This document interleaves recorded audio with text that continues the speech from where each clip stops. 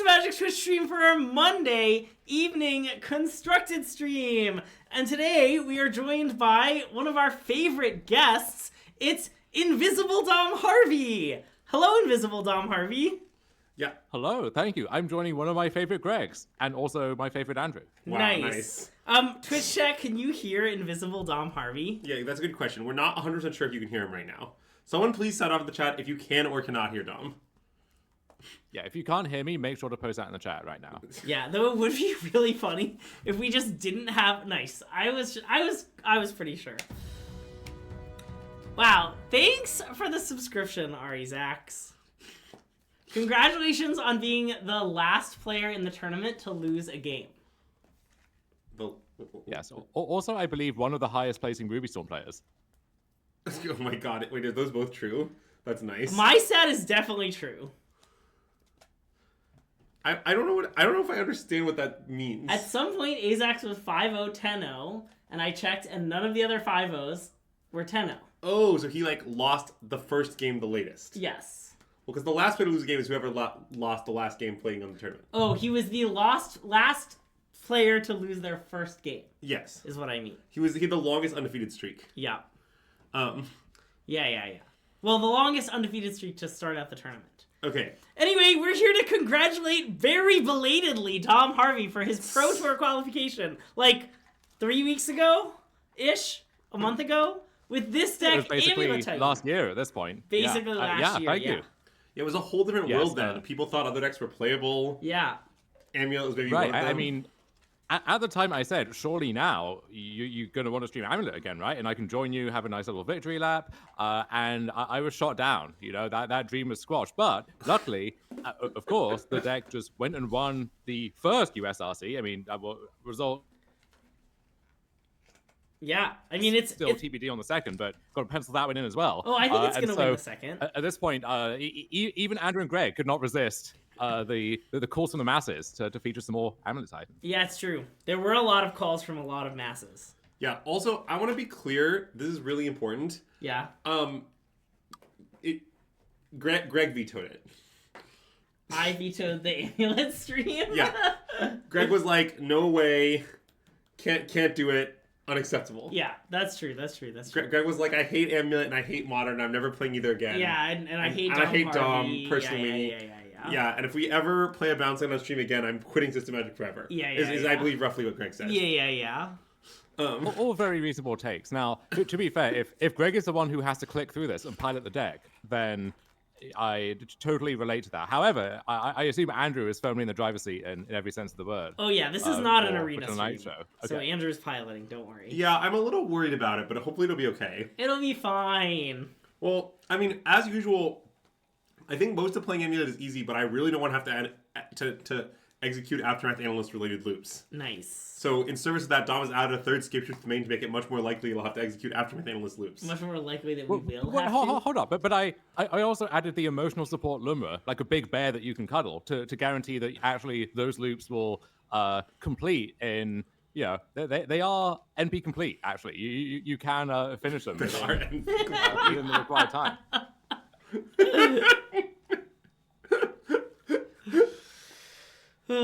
Wait, Greg, I'm going to slightly untangle our headphones. Hold on. Oh. Dom, don't say anything too funny while I do this, because I won't be able to hear you. Wait.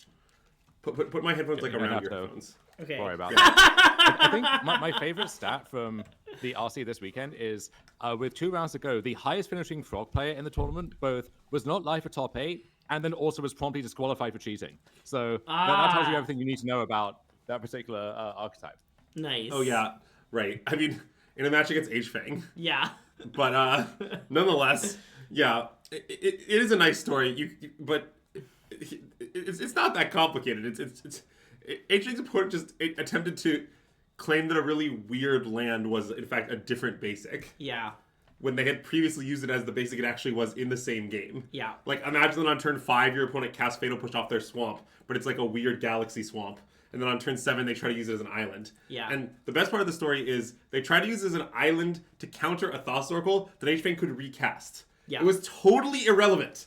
Like, what they tried to do was cast Spells there into Counterspell to counter Thought Oracle twice, which, to be clear, had they succeeded, H-Fang would have used his 8 floating mana in Abundant Graveyard to cast it 2 more times. Like, had their cheat been successful, they would have lost. Yeah. Yeah, they then claimed that they were colorblind, which leads to the natural follow-up question of, then why did you choose to put these particular lands that you cannot read in your own deck? And that really flawed them. They just had no answer to that. Yeah. If it was an opponent's thankfully- lands, maybe, but yeah. Luckily, the DCI, believers in redemption and second chances that they are, you will see this person in playing in PD Chicago in just a few short weeks. So if you're competing in that tournament and you see someone who just looks like they might be a frog player, they just give you that vibe, then be on your guard, be on high alert. Yeah, that part is pretty messed up, but I just work here. Yeah, if you play against this Andrew Ellenbogen guy and you're like, wow, that person has frog player vibes, Well, wait, speaking of which, Greg, should we briefly discuss how standard PD prep Well, is yeah, going? Andrew, how is standard PT prep going? Yeah, glad you asked, Greg. We've broken the format. I mean, you're just gonna tell them that? You can't tell them we broke the format with red-white control angels. Greg, no one will know our secrets of red-white control angels. No, it's the best deck by far. It's fine. The deck list is already out there. It's all over Twitter. 12 angel control. I mean, but Big Boss Angels has famously been a broken standard deck at points in the past. Oh, so yeah, I know. Why can't it be again? Yeah, but I'm excited to hear off stream exactly what actually is going on behind the scenes with PT prep and what Andrew has a lot to play. We broke it with 12 angels control. Yeah. Oh, right. Also, I'm just gonna say this at the beginning of the stream because it might become relevant. I have slightly injured my back in some way because I'm very old and decrepit. And if I have to abruptly depart the stream to the status of my back, I will do so. Okay. I think this is unlikely, but not impossible. It will be rough because I'm departing the stream the second we play a bounce land. Yeah. So if you then have to depart, it'll just be Dom. Yeah, it'll be Dom. He won't be able to take any game then, actions, but he'll be able to talk to chat. But then I'll have to depart because my back is hurting from carrying the stream so hard. Yeah. And then there'll just be no content. Also, are you going to tell the story that Azax really wants you to tell? No, it's not a very good story. Okay. Can you sum it up in like 10 words or less? Yeah, I played against someone at the tournament on turn 5 of turns I was really losing and I conceded. When a draw might have been relevant to me in some way. I see. That's it. That's the entire story. Good story. Good story.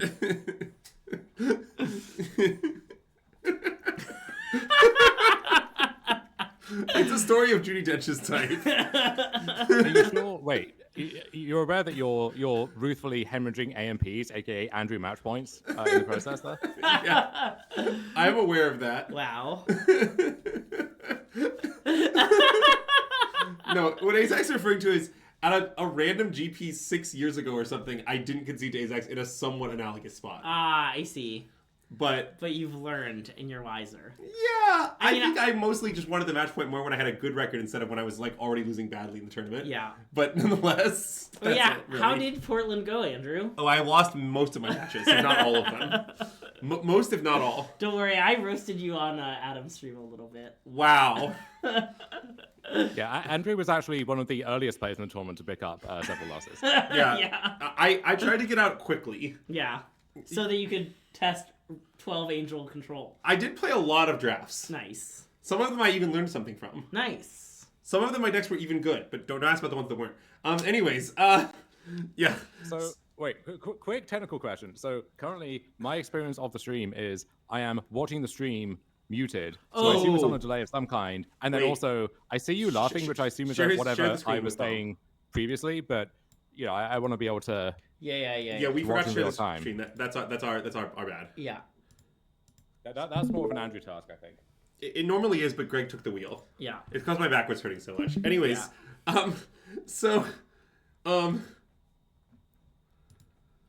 well, it's because at that point in time we had not decided to stream Amulet. Yeah. And I wanted to leave our options open. Yeah. Also, okay, it's a classic weird Monday. Where, like, the set just pre-released. We want to play with all the new cards. We want to play our busted standard deck at 12 Angel Control. Right. But we can't because it's not online yet. And we can't draft. So instead we'll play we'll play some Amulet, which we've been meaning to do anyway. Right. Well, so, okay. Basically, to give people a preview of what's coming, I expect in the coming weeks, Greg and I are going to play, like, a huge amount of Aether Draft. Like, I expect our stream will briefly transmute into a limited stream. And the reason we'll do that is I suspect our secret restrictions are too stringent for us to stream almost any standard, is my suspicion. And therefore, I think what will probably happen is we'll stream none, but we are still preparing, so we want to stream a lot of draft. But that means, like, we're not going to leave the Charlotte gamers high and dry, you know? Yeah. We got to give them a little taste of Modern on the way out. Yeah. So, on the way out, you know, we brought in Dom and Amulet to go out with a bang. And by a bang, I mean me timing out on Moto. Nice. Yeah, so some have argued it's too late to learn Amulet, but they were also arguing that back in 2013, and they were wrong. So, yeah, the best time to learn it was 2013, but the second best time is right now. Yeah, so Dom, do you want to discuss this deck list briefly and amusingly? Sure, so some amount of that. So, yeah, this is pretty close to what I top 8'd in Ottawa with, and quite close to what Pete Husisian won RC Portland with. The deck also won the 10K or the 5K, whatever it was. Some large number of dollars that happened on the Sunday, so scoreboard, no big deal. But basically, the stock list looks something like this at this point. So you can fill out the flex slots however you like. Pete had some Malevolent Rumbles, the Rumble versus Explore ideological debate still rages. It's getting increasingly violent. For me, I've opted to just rise above the fray, play neither. Doesn't matter all that much, and then nothing too adventurous beyond that. We have I actually tried to cut the Keen-Eye Curator, but you insisted. You put your foot down, which may be why your back is hurting. That it had to come back in. And then there's kind of more of the same. Force a figure to, like, it's not open deck list, but it is in the sense that we might get ghosted, and if that's the case, I want our opponents to be on their toes. So we'll be playing around the force figure at all times. They'll see the 61 cards and know that we're playing Dom's list, and then they'll find it. Well, you say that, Greg, but Pete also won the tournament with 61 cards. Can you believe it? I actually can't believe it. That is surprising, yeah. Well, so as a number theorist, one of my theories is that bigger numbers are better. I think this weekend conclusively proved that. Yeah, I've seen the jury's still out in the theoretical math community about that, but there are some conferences happening on it this year. We'll let you know. Okay, wait. So yeah, I want to play the Keen-Eyed Curator because many have described it. By many I mean me. Have described it as the only card Breach ever feared. Notably because it's the only card I've ever feared. That's why I described it that way. Okay. It's the only card that's ever... All the other hate cards that anyone has ever played in any deck don't work except this one. That's how I feel. Like, just Keen-Eyed Curator, if your opponent has it and they just have, 5 mana up, it's very annoying. You can't combo. If your opponent has any other graveyard hate piece in any other situation, it's trivial to combo. So, in summary... Keep your eyes peeled for the Keen-Eyed Curator. Why is Keen-Eyed Curator better than Scoos? Oh, I mean, because not really, except that you can play colorless mana. Okay, you'd be equally scared of Scoos. As Breach, well, yeah, except that most people can't make infinite green. Sure. Also, Dom says you get Keen-Eyed Curator 7 all the time. Yeah. Yeah, I mean, it gets to 7/7 shockingly fast. So, I mean, even just with your own cards, right? So, Urza Saga is 2 types. You've got a decent spread anyway because you are a little delirium curious for Shifting Woodland and so on. Your Pete's list with the Malevolent Rumbles, that juices it really nicely. But also, your opponents just, it's a lot easier to get delirium if you can also use your opponent's cards. And it turns out that a lot of your opponents are also pretty good at getting delirium. So it's pretty trivial just to get it to 7/7, at which point it just, 2-tone clock that really outmuscles everything. To the extent that I know CFT, and you can go back and check some of this on Joint Exploration, they were in their Eldrazi testing just sideboarding in Keen-Eye Curator, the thought being it's a good disruptor piece and a threat that doesn't get consigned, and it's a 7/7 for 2 mana. That's pretty broken. And so I actually expect that card to show up more and more throughout Modern, even if there's no graveyard deck of the day that's being explicitly targeted like that. Yeah. Great question about today's candle sponsor. We have this lovely Lush Amazon Premium Soy candle because it's green. And we're playing a green deck. Although I guess you can't see that it's green because it looks invisible. Also, wait, Greg, could you please pronounce it correctly? Lush Amazon? Min asked for the candle. Oh. Lush Amazon. Thank you. Nice. Also, this might be a candle that Dom gave us. I don't remember. Classic, it might be. I definitely didn't buy this one, and Dom has given us some candles, so it could be. Yeah, Lion Sash doesn't really work because you don't have mana. Although we did try Lion Sash at some points during RC testing. Yeah. Wow. Wow, hello Misplaced Ginger, and thanks for the raid! Huge shout out to everyone coming over from Misplaced Ginger stream. We're SystemMagic! And we're just getting started with some Amulet. We're also joined by an invisible Dom Harvey. This is actually Dom's natural state. Oh, yeah. How does invisible Dom Harvey rank on our guest tier list? I think pretty high. Okay. Like, much lower than visible Dom Harvey, though. Well, probably. But maybe Dom is best when he's invisible. Maybe that's when he's most insightful. Yeah. What do you think, Dom? Yeah, I think my face card would just distract too many people if it was visible, just the sheer blinding light of it. So Yeah. I think keeping that off stream and also maintaining that air of mystery, I think is smart. It would definitely distract me. Okay, should we immediately jump into the queue? I think we should immediately jump into the queue. All right. Also, I'm just going to warn everyone right now, I don't know how to sideboard with this deck against anything, and Dom's going to have to tell me. Well, that's what they're here for. So, keep that in mind.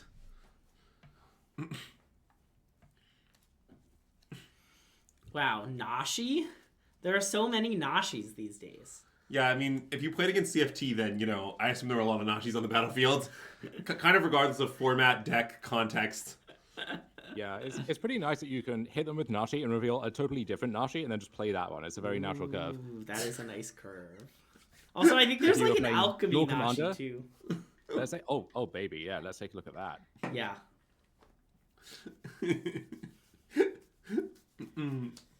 Wow, Nashi picked up Malcolm and Valky. Wow, this does sound really a lot like a CFT deck. Yeah.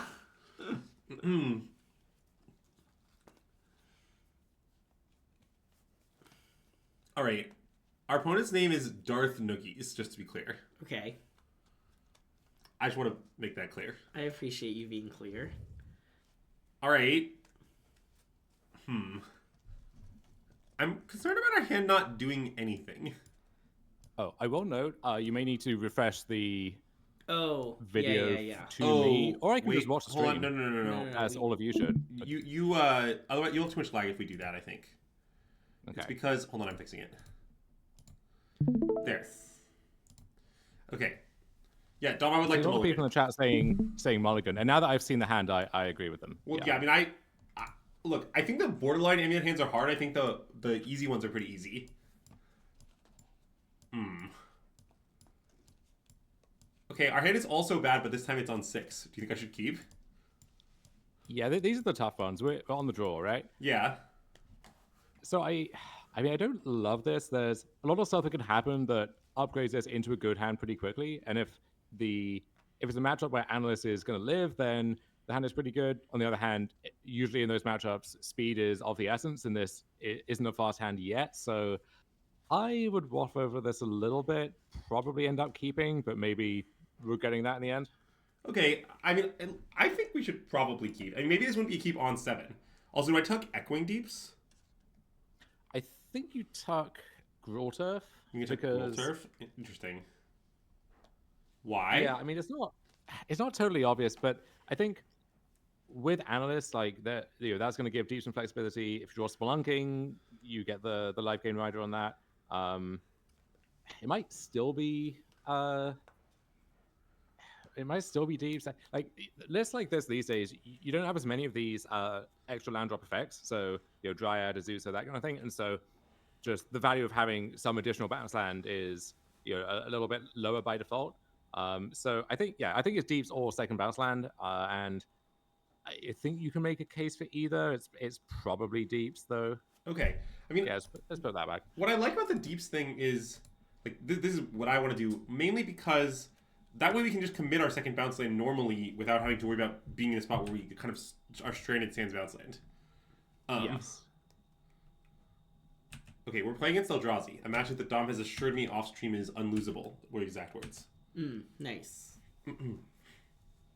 Wow, a great draw.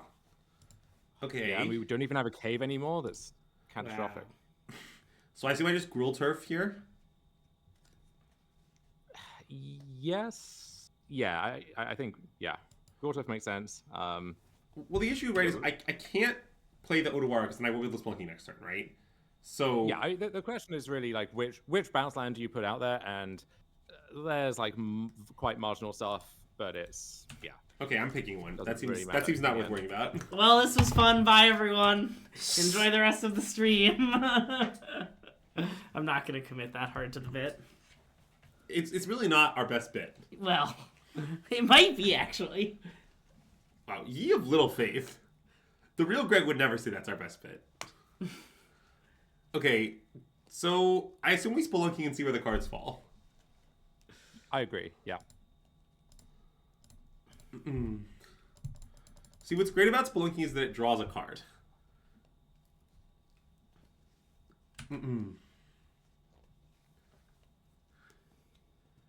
Okay. So I should, what, put in Odawara and play Amulet and pass or something? Yeah, I think so. Like they're pretty clearly representing K command, I think, which to some extent is going to be a nuisance for analysts, however you slice it. And the argument for running it out now would be that if you don't care about it that much, but you force them to, spend half of a K command on it, then they're not getting the other half. That said, though, I think I would just Odawara Amulet. Yeah, I sort of think that, like, our opponent might just not kick him into it. Like, I don't know. But maybe that's a silly way to reason. Maybe it's fine if they don't kick him into it. But yes, I was told by Dom off stream that the Eldrazi matchup is, I think you said it's kind of close, but you'd rather be on the Amulet side, is what I think you actually said. But basically, yeah, I mean, there's a case that you'd rather just be like whichever deck is on the play. But I added some consigns back to my sideboard in part to respect the Eldrazi matchup, and I don't think you need it to like get it to that point, but it's nice to have the extra points there. Yeah. Also, keep in mind that you could play against Matt Ness in the matchup, and that could be a significant factor to consider. That makes it harder, I assume? No, it means that he might Emrakul you and then lose. I see. I did want to attack with the O3, but I decided it wasn't worth stream minutes discussing. Oh yeah, Dom, would you attack with the O3 there? It depends if you want to send a message, and then what kind of message you want to send. Like, if it's one of friendship, I would not attack, because you're going to get off on a bad foot, but...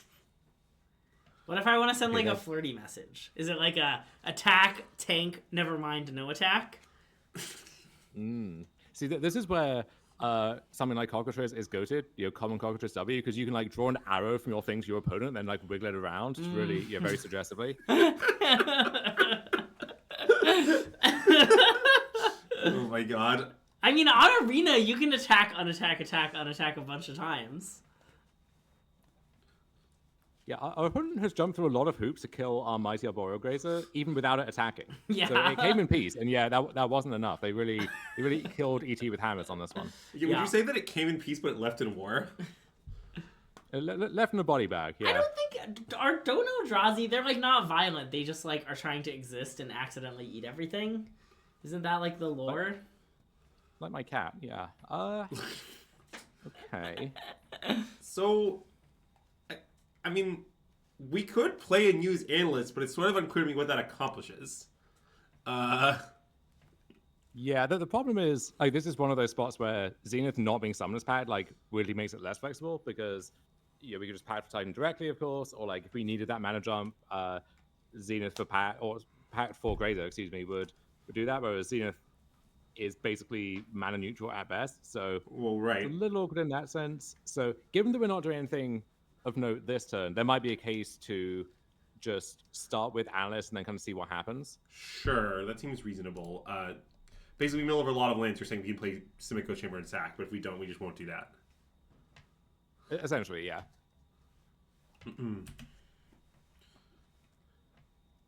Okay, how do you feel about playing Urza Saga? I like it. Saga! I like that you said it where it sort of sounded like huzzah. Yeah. That's how you say Saga. I feel like the first stream where the Saga bit started was a Breach stream. But like a Breach stream in the old days. Oh wow, that's a deep cut. The real ancient stream lore. Yeah. I don't even remember those days. I'm too old and decrepit. I just remember breaking you by starting the stream by saying "Saga." You were trying to tell us Breach was broken even then, but nobody doesn't. Yeah. Yeah, close but no Saga. You got it, man. Rebuy the Mole Drifter, play the Null Drifter. Not our opponent's most powerful play.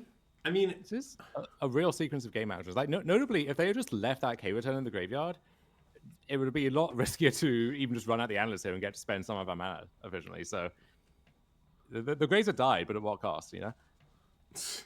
the Grazer died for its country. Yeah, they were listening to the stream and they were afraid that we were going to start attacking with it. Okay. Well, those cards don't do anything. I assume our opponent is, like, dead. Yeah, they look dead. Dom, any thoughts? I like how dead they are. Yeah. I don't really know what's going to happen, but I don't think it's going to end with our opponent being alive.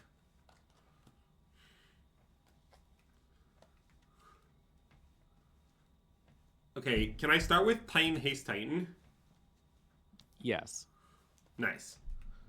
I mean, really, the debate here is what is the most efficient way to cross the finish line. So let's see. If you just Xeno the Titan gets Lotus Field X, then I think you can. Yeah, I think you probably have to route it through an attack to like set up a full loop, but that's not too hard to do. So yeah, we can start with play the bounce land. Really up to you whether you want to have it on tap or not. Oh yeah, I know. I would like to enter untapped. Okay. Greg, thoughts? I definitely would have done it the other way, but it's fine. Same. I just work here. All right, I'm casting this for 6. Yeah. I mean, I assume I just find Titan and a haste land here. I guess it could be the haste land. I guess it could be. Do I use Lotus Field for mana here? Is that what I'm supposed to do? I would, yeah. So you get haste land and Lotus Field. You'll sack. Or you give a haste first. You'll sack the Lotus Field and I guess a bounce land just to load it up. Yeah. So you're saying you want me to do this, and then sack the Lotus Field itself? Yeah, sack Lotus and sack one of your bounce lands. Sure. Okay, and then I just attack? Yeah, I would also attack with Analyst here. It's not going to make it to dealing damage, but just keep them on their toes. Okay. Yeah, flirty. So now, in my attack step, I guess I'll set a stop or whatever. So you're saying now I want to get Lotus Field and something else? Shifting Woodland? I believe we have Delirium here. Yes. Okay. Always good to check that before you take actions that require Delirium, as we learned on coverage. I would get, if you get second Lotus Field and then Shifting Woodland, it's a little weird because you're going through a full loop, like, in combat before other things are happening, but that is going to be fine. And so the annoying part from a click perspective is you're going to be making a bunch of mana. You don't have some other, like, Talaria West that you can pick up and then transmute. You don't have some kind of land like that, but you do have Odawara, so you can Odawara their stuff and then set up to post-combat or I guess now, like Odawara your Titan. Hold on. What am I actually doing here, Titan and then go again. I'm not. Okay. I'm lost here. Wait. What is that? So like I'm gonna be sacking Lotus Field and not a card that is not the Shifting Woodland, right? Yes. You could go for the second bounce land, let's say. So your float mana there. Okay, so I'm gonna sack Lotus Field and my bounce land, right? Yeah. Okay. Sounds good. Then I'm going to sack Analyst. Is that the plan? Yes. But then my Shifting Woodland will be tapped, right? Well, yes, but that's irrelevant because I see. Yeah. Okay. Notably, this Analyst is already tapped because it's attacking, and yet somehow it's also... Yeah, that's supposed irrelevant. Exactly. Okay, good point. So I do this. Okay, so now, yes. Yeah. Easiest way is just click yes on all of these because then you don't have to stack Amulet triggers. you do have to stack these. So usually just put Lotus Fields at the bottom, and then bounce lands on top of that, and then other stuff. You can reverse that at some point if there are lands which you actively want to sacrifice instead of picking up. But for now, you could just float a bunch of mana, pick up, let's say, the forest and other random things, and you make sure to stack the a saga so that we then have delirium again. Sure. Okay. Unless, sorcery creature. Yeah, it goes back to 4 types. Okay. So Well, hold on. Now my mode is lagging out, which is not. It's not the best time to do that. Okay. Okay. So, wait. So I'm gonna pick up a forest. I'll pick up like I don't know, Handwar Battlements or something. And then I'm gonna sack Lotus Field Saga, and then I'm gonna sack Lotus Field Bounceland. Or wait. Yeah, I guess that works. Yeah, okay. And then I'm gonna just. That's fine. And now I'm looping actually. Oh yeah, I'm already looping, right? Because now I just make a Zap Thanos and I can just keep doing this. Yeah. Okay. Yeah. So this is where in paper you would just wave your hands around, gesticulate a bit, and. What's the end of the loop? Oh, you're milling 3 every time.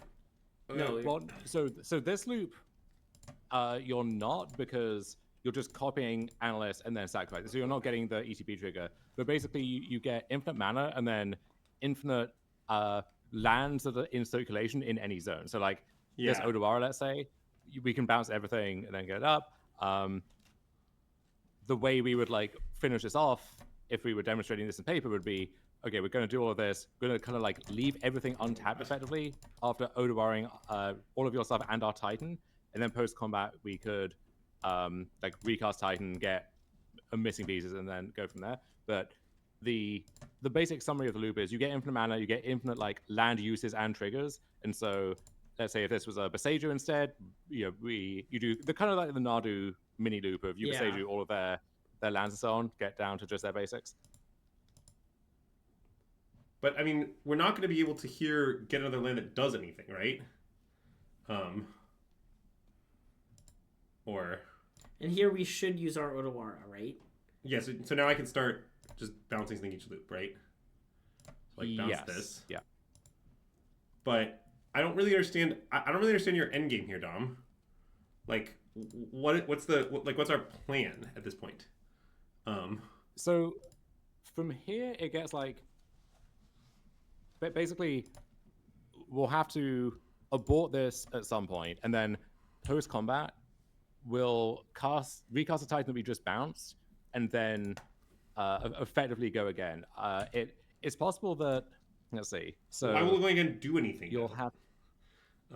What's that? Won't going in not do anything? I guess I'm not totally sure I understand. Where are we going here, Dom? Well, Cleveland, Andrew. Nice. Okay, I do like Cleveland. Like I can bounce their thing here too, but what's the? Well, and we're gonna bounce our Titan, right? Okay. Yes. Sure. So now I'm also aren't I like losing land in play each time I do this somehow? No, because now you're gonna start bouncing the Odawara. Oh, okay. Well, that's not the right wording, but it's okay. Yeah. Does not matter. Yeah. So. Okay, so now I'm gonna sack Lotus Field. Yep. And then I need to make sure my saga. I just like lost my saga mana, but it's fine. Growth Chamber Saga. I've not done this very well, but it's okay. You're doing great. Bounce this. Resolve my saga trigger. All right, so now I'm going to do this again, right? Well, first you should before you sack the analyst, you should use the Odawara. Wait, did I beat something? Ensuring we have enough mana floating. It doesn't look like we're doing it. I have to loop more. This is what I didn't want to do. Is exactly with this. This is the one part of the deck that I think is annoying to click through. The rest of it's very easy. This is very annoying to click through, and the way this worked out is like the optimal way is to kind of have to go through 2 separate iterations of it, which is annoying. But realistically, like we bounce their thing, we pass the turn with everything up, we then cast our Titan, go again. Like it will be fine, but it is annoying that we have to like So now I have to lose another land, I guess. Yeah, you have to pick up Gruul Turf, I believe. Okay. And then... Yeah, so this is where you can stack it so that you basically never leave lands. So you put the Lotus Field triggers on top. So you're sacrificing lands before you would have to bounce them. And then you turn the Analyst... you turn the Woodland into Analyst. Oh, so they have no lands? Sure. So it would not get sacrificed. So like you kind of have... like Lotus Field is almost giving you coverage to never have to like pick up stuff that you don't want to. Yeah, I see what you're talking about. That makes sense. I don't know if we've already kind of like boxed ourselves into not being able to do that though. Okay, wait. So now I want these at the bottom again. I want this at the top. Okay. So, oh my god. So now I want to pick up my Titan. Is that what's next here? I think we may already have beefed it with the. Oh no! Wait, I need to. I screwed it up. Oh crap! No, I can... It's okay. So I think what we're gonna do instead is we'll pick up our Odawara still. That's fine, and then we'll let's see. So we're gonna have to sack 4 things before. So yeah, we'll not pick up our Titan. We'll just pick up Odawara. We'll leave a Lotus Field untapped. Okay. We'll then go to second main, and then we'll cast a Splunking, put something in, and then we'll have to pass, and I guess hope we don't get Giga punished. But wait, I'm sacking my Woodland? Yes, because basically, from where we are right now, right, because we inadvertently like picked an extra land up, we can't like use that as fodder to get to having the 2 Lotuses untapped post combat. So, with that in mind, the kind of the emergency response is to just give ourselves the most mana heading forward, and then again should be fine. But it doesn't seem like it will be fine. I think it will be fine. Okay. Okay. So you want me to sack all lands but except 1 Lotus Field? Is your plan? Yeah. Okay. You gotta trust the process. Okay. And if you're watching this on YouTube, of course, like and subscribe, and then also let us know in the comments if you think that it will be fine or not. Yeah. Okay, so now you I did it before watching the outcome of. You just want me to place blocking and put a land to play. Yeah. Thank you, Dom, for engaging YouTube. Oh, I mean, we might still win. I do understand that, so I should like put in battlements or something. Yeah. But I guess I don't understand how we're ever getting out of this now, because now our Alpha Methods and our Shooting Woodland in the graveyard. Well, we have Echoing Deeps, which can become Woodland initially and then anything else. So we can basically reassemble the loop on a dime. So as long as everyone doesn't do anything, it's fine. Yeah. Yeah. I mean, the concern would be like, K Command in general would be like a little annoying, but if they just leave us with Titan, that's fine, right? But if they have like Soul Land into K Command for 6 or something, or hard to see their graveyard from this vantage point, but like they're probably close to Emrakul. Yeah, or, I imagine Emrakul was pretty scary. The Power of Destiny, so... 1, 2, 3... Oh, I guess they don't have very many types, weirdly. Yeah, they've hit very few types. But yes, I mean, I did just have lethal, but then it was too hard. It was impossible to execute. Also, I was going to time out is the other issue. Yeah.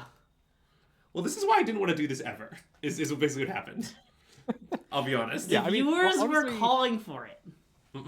Yeah, honestly, so one question in chat, which is like weirdly relevant in another way here, is why is this build better than the more traditional Dryad version of Titan? And there are actually like real debates. There are pros and cons for both. One big pro for the classic heavy Dryad approach is less of this, which a few weeks ago when there was the really severe lag on Modo, this version was knocked down, a solid tier or 2, just by that alone. It was just like impossible to kind of execute if there was any other like constraint on your time at all. But even at the best of times, it's very annoying. I assume our Lotus Field getting exiled isn't that bad. Well, if they exile the Shifting Woodland, though, we're cooked. Well, I mean, I guess not cooked. We'll have to play normally. Yeah, I mean, if they exile the Lotus Field with like a World Breaker or something, you call a judge and you get them disqualified from the tournament. Oh, hexproof. Oh, I thought Greg meant the one in the graveyard. Sure. Well, that one also has hexproof, Andrew. So Yeah, Dom's making it more complicated. The reason this build is better is because of this crap you can do. Yeah. Also, Dom, I have something for you. It's this Bloomburrow. is it an IRL pack? Yeah, it's this Bloomburrow play booster. Let's go. Is it all you've ever wanted? Well, we don't know what's in it yet, but probably. Okay, nice. What do you hope Another is in Bloom it? Barrow play booster. Okay, well they are doing nothing, so wait, okay, can we discuss what we're doing on our turn? Wait, you need me to find Echoing Deeps to copy the Shifting Woodland so I can go off again? Do I need to also find a bounce land? So well, you're gonna have Titan, right? So you can get Vesuva as Lotus Field and Echoing Deeps as Shifting Woodland. So that gets you to 8+. Okay, and then I'm gonna everything go off in the reassembled. combat step again. Yes, I'm trying to see. It went so well the first time. It sure did. Yeah, Dom, I think I cannot do that. I will time out. It is Okay. impossible. All right, so changing course. So I think we need what we're an gonna do alternate then is- plan.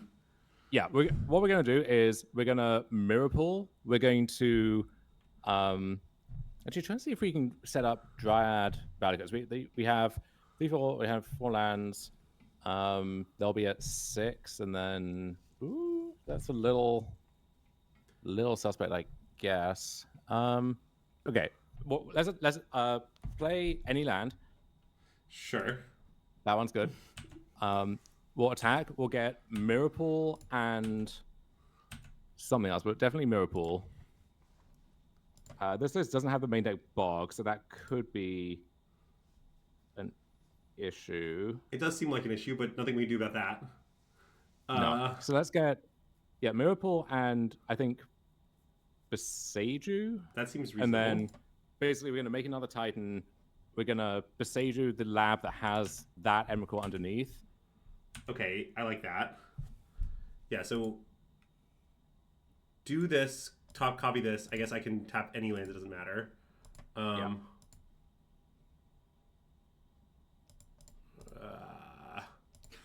This is very funny. Yeah, this is totally unplayable. Okay,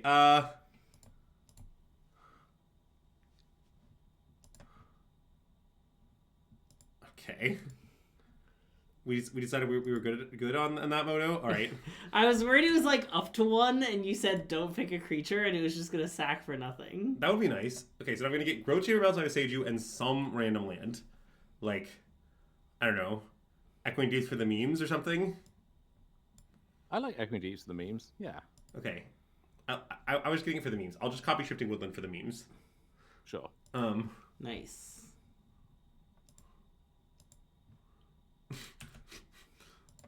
What's going on? Oh, you know, Just some bits. normal fine. things. Now we might win the game, or we might get Emrakul and then be in the Matt Nass danger zone, which anything could happen.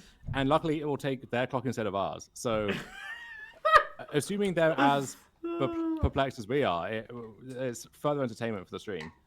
It would be very funny if they cast Evercool. Well, I don't know what would happen then. Yeah. I mean, I don't know if they know either.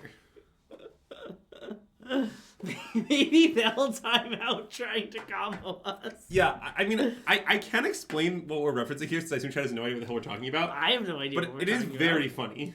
So basically, what you should know is Matt Nass played a game at the tournament where he Emrakul's opponent. Matt was playing Broodscale, but he had Emrakul. Yeah. And he Emrakul'd his Amulet opponent, and both could have won with deterministic Amulet lethal via elaborate combo shenanigans, or via taking no game actions and passing the turn. And what you should know is that Matt didn't do either of those things, and he lost the game. Like, no lesser player could have lost this game. Like, no shot. You had to be, like, only a legend could have lost. Wow. Well, I like this. What's happening here? Wait, so can I just bounce it around and Matt- attack? Or should I Yeah, do... but Matt's a combo expert. He sees all the lines, including the ones that lose you the game on the spot. You know. Because I guess I could copy the Mirror Pool with enough mana to activate it, so it doesn't really help. Yeah, I would just bounce and attack. It seems like bounce attack is nice. It's very clock efficient. Yeah. You can also Summoner's Pact. Oh, for Dryad, or yeah. Dryad now, get Valakut. Yeah. That sounds great, yeah. We have 7 whole minutes left. They seem to be have 6, so it'll be fine. Yeah. Yeah, sadly, that moment was not caught on camera. What was CFT in an early feature match casting Emrakul, and then they controlled their opponent's turn and thus their opponent's physical cards, and they went from neat and orderly and kind of arranged roughly in like horizontal and vertical columns to it was just it was like turning up at a war zone afterwards. It was beautiful. Nice. All right, how should I sideboard against Eldrazi, Dom? I assume consigns are good. Okay.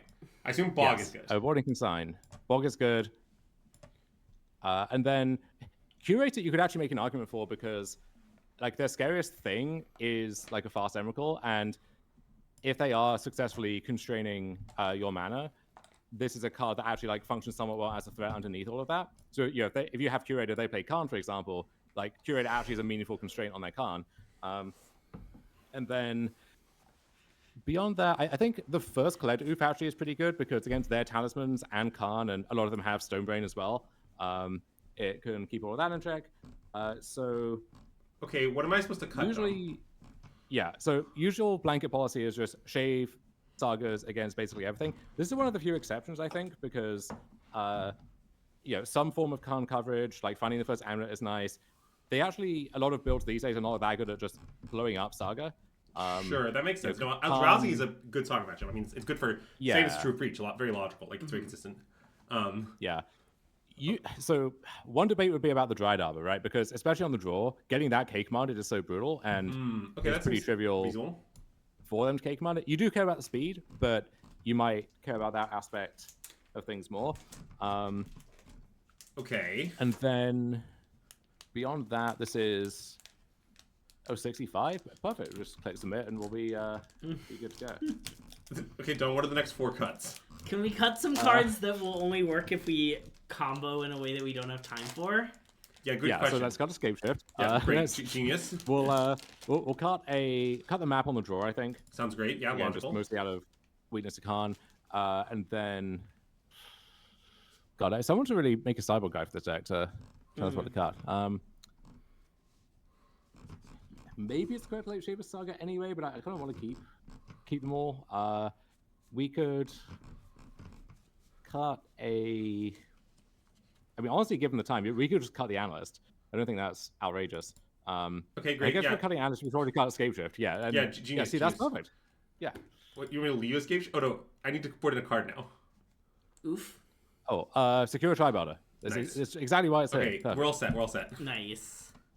Well, I think Tom, let's cutting sagas under some circumstances, but not these. But definitely most. Also, for those who haven't seen Andre's board state management, it's really something to behold, and you're going to be seeing it a lot at the Pro Tour because he's on our team, and we're going to break the format. Nice. We've already broken it with 12 Angels. 12 Angels. So, anyways, so Dom, am I allowed to keep this? This hand is sort of horrible, but it seems like maybe I should keep. Oh, the design is nice. Okay. What are some of the Angels in 12 Angel Control? Yeah, I was wondering that myself. Okay. Well, I mean, we know because we broke the format with it. Dom, do you have any guesses as to get some good standard legal Angels? Well, I know Resplendent Angel is now legal and standard for all eternity, right? Oh, is Resplendent Angel? I know Giada is. Yeah, I think that's true. I mean, what you should know is, like, one of the Angels is Herald of the Infinite Dawn, or whatever. The Platinum Angel. I literally just learned through Greg's bit that Giada is in Foundations, and thus also legal and standard for all eternity. Giada wasn't even in the weird side set. Giada was actually in the main set. Wow. Atraxa, that's a nice angel, although it does also have 3 more colors. Well, and notably red. I did claim that one of the colors was red. Yeah, it wasn't your best claim. See, that's... once you win the PT with Boros Angels, Sanctum is going to take the deck and then add Atraxa to it. Thus making it Good 5 point, color good angels. Point, That makes sense, yeah. Also, as far as the Andre board state thing goes, I'm actually glad you asked, Clarm. So, Andre's actually coming to my house to test for the PT. That's actually true. Yeah. He's actually coming to Minneapolis to test. So, the answer is I can probably provide that, and I will. This would be great Patreon content, like a Whiplash-style training sequence, just getting Andre to like put cards in columns. Okay, what should I do now, Dom? Great question, Andrew. So I think what I would do is just play Saga, although If they somehow do have Force of Vigor, then that would be kind of disastrous, although it would also be kind of greedy. Deck cannot play Force of Vigor. Like, not enough green cards. Yeah. Well, so before Khan became stock, a lot of this had like 3 Force of Vigor in their sideboard. Like between Rumble, Stirrings, and Sprawl, like those plus forces got you to like 15, 16. Okay. Thankfully, that's one of the casualties of them like adopting Khan is just. But so I think I would play second Saga, yeah, and then cast Blunking. Yeah, and then what am I doing with my Splunking though? Mirror Pool? Well, we'll see what we draw. Yeah. Okay. Nice. I would put Mirror Pool into play and play Amulet. Yeah, okay. Seems logical. And then next turn we could do a lot of biz. Yeah, I like how much biz we can do. Yeah. Yeah, I'm gonna have to click no to my I'm gonna set my Splunking to always no though, aren't I? Wait, can I do that? I guess I can't. I have to manually click no each time. You can do that. Okay, Now, this is gonna be a bit challenging. Here we encounter a question that may be unknowable, which is what happens when you have an Amulet and a Splunking in play? Greg, do you want to field this one? Yeah, don't worry. There's a flowchart, Greg. Oh, like what you're supposed to do, or what's good, or what happens, or what you're supposed to do. What happens under the rules? Oh, well, you get to pick how it works for Amulet, right? That's what's been happening, and if you have more than one Amulet, you want to say no. Is that wrong? I mean, you're making it sound like that's wrong. Anyway, so let's play either Vestige or Growth. I guess play Growth Chamber. Yeah, it seems like Growth Chamber. Want to leave Miracle untapped. We so don't want it to come in untapped. Okay, and then I just I mean, this looks lethal to me, but I haven't exactly figured out the mechanism. I guess I kind of make multiple Titans. Titan. You can, yeah. Yeah. Okay. So I Titan. What is this Titan supposed to find? Like, do I need to make it 2 bounce lands? Well, but because you have the Miracle, you get a bit more flexibility. But I would get Vesuva and as Miracle and a bounce land. Okay. And then I want.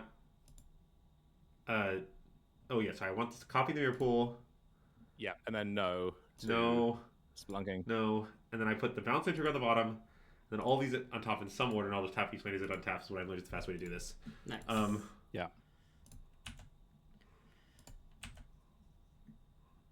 So I want to tap this, then I don't want to tap it the next time. Yeah. And in response to this, make another one. Yeah. With Miracle. Yeah.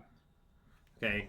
And now I just you can do this again with Echoing Deeps. Yeah. Right. With Echoing Deeps. Yeah. This is going to be enough Titans, is what it's going to be, by the way. Yes. That's the basic premise here. Yeah. And at this point, like we're not giving them haste. Is what no, we're giving them haste. We're going to give like 2 haste, an attack, kill Khan, bog them, and then just pass the turn with 3 Titans for next turn. Yeah. Okay. Cool. It's the most like time efficient way of doing it. I was going to say, I mean, probably if we left in the combo, we could kill them here, but whatever. This is probably roughly killing them. Chad says he's going to time out. It's like you've never watched one of our streams before. In which case, like and subscribe and, all that good stuff. But I think I'm unlikely to time out, but it is possible. So good. Okay, so now let's get, like, Bajuka Bog into the bounce lane or something. Battlements? Wait. Battlements. Oh, sorry, yeah. Yeah, Battlements and a red source, please. I guess Valakut probably is safest. Sure. Yeah, that makes sense. Okay. No. Wait, what? What am I? Oh, crap. That's bad. My Battlements was not supposed to come in play untapped. Oh, dear. Well, it's fine. Okay. We'll attack with 1. Yeah, it's going to limit how many Titans I can attack with. Possibly irrelevantly. Pick up any lands, Valakut plus whatever. Yeah. We're going to attack Khan. We're going to bog them and get, anything, basically. Yeah, okay, I'm just going to do this. Sure. Okay. Sure.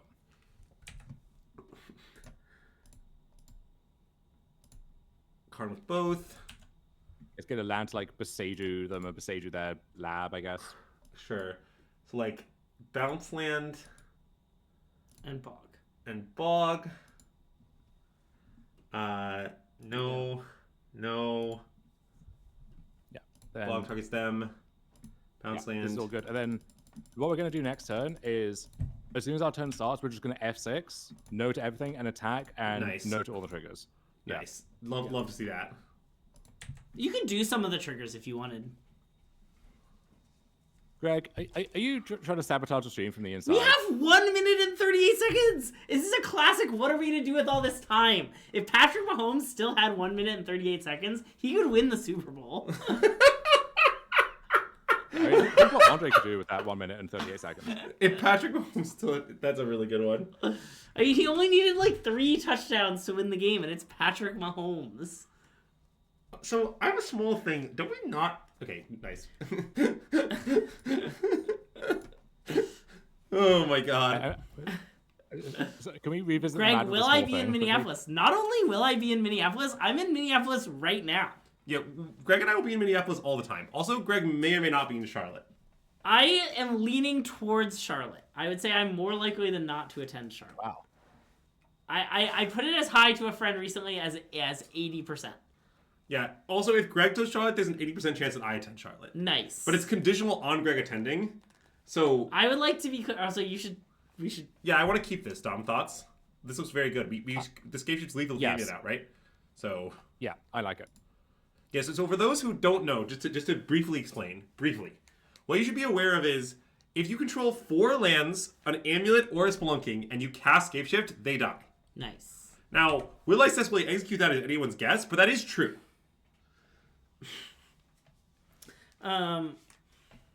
Yeah. I mean, okay, notably, I've attended almost every single RC ever. I just missed the one this weekend. It's because Greg wanted to watch the Super Bowl. That was a big part of it, yeah.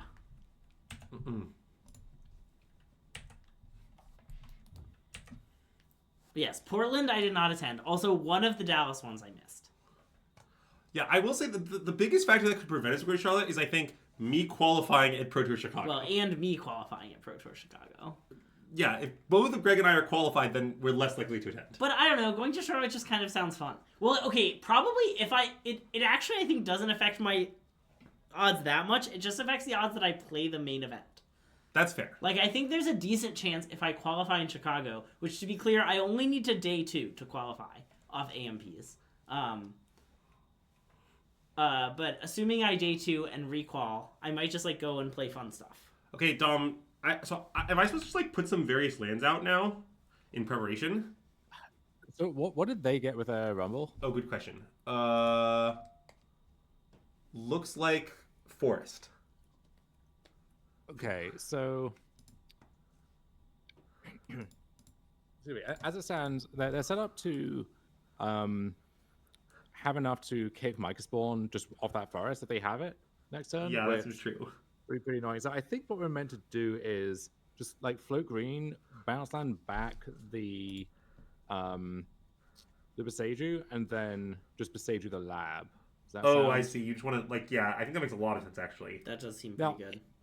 It still doesn't work out if they have a double land. It's like another land plus a thing or a temple, but I think it's the best way to, keep them off anything too bad. Yeah, I mean, we could expose the Shifting Woodland to avoid exposing the bounce land, but I guess that seems dubious. Well, currently we don't have a forest, so it doesn't come in untapped. Oh. Wait, that's fine, isn't it? Well, no, because we want the Beseiju back in our hand. Oh, I see. Sorry, you're right. I apologize. Yeah. What I'm line opposing just does not function at all. Is what Dom was pointing out. At least online, yeah. In paper, you can do it. Yeah, it's a good paper only play. Anyways, so yeah, we'll just do this.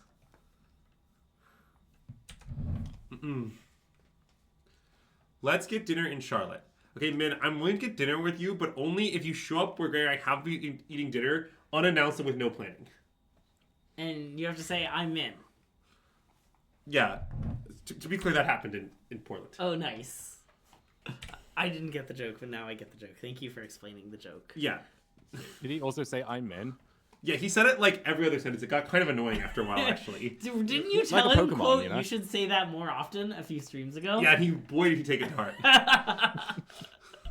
GQ.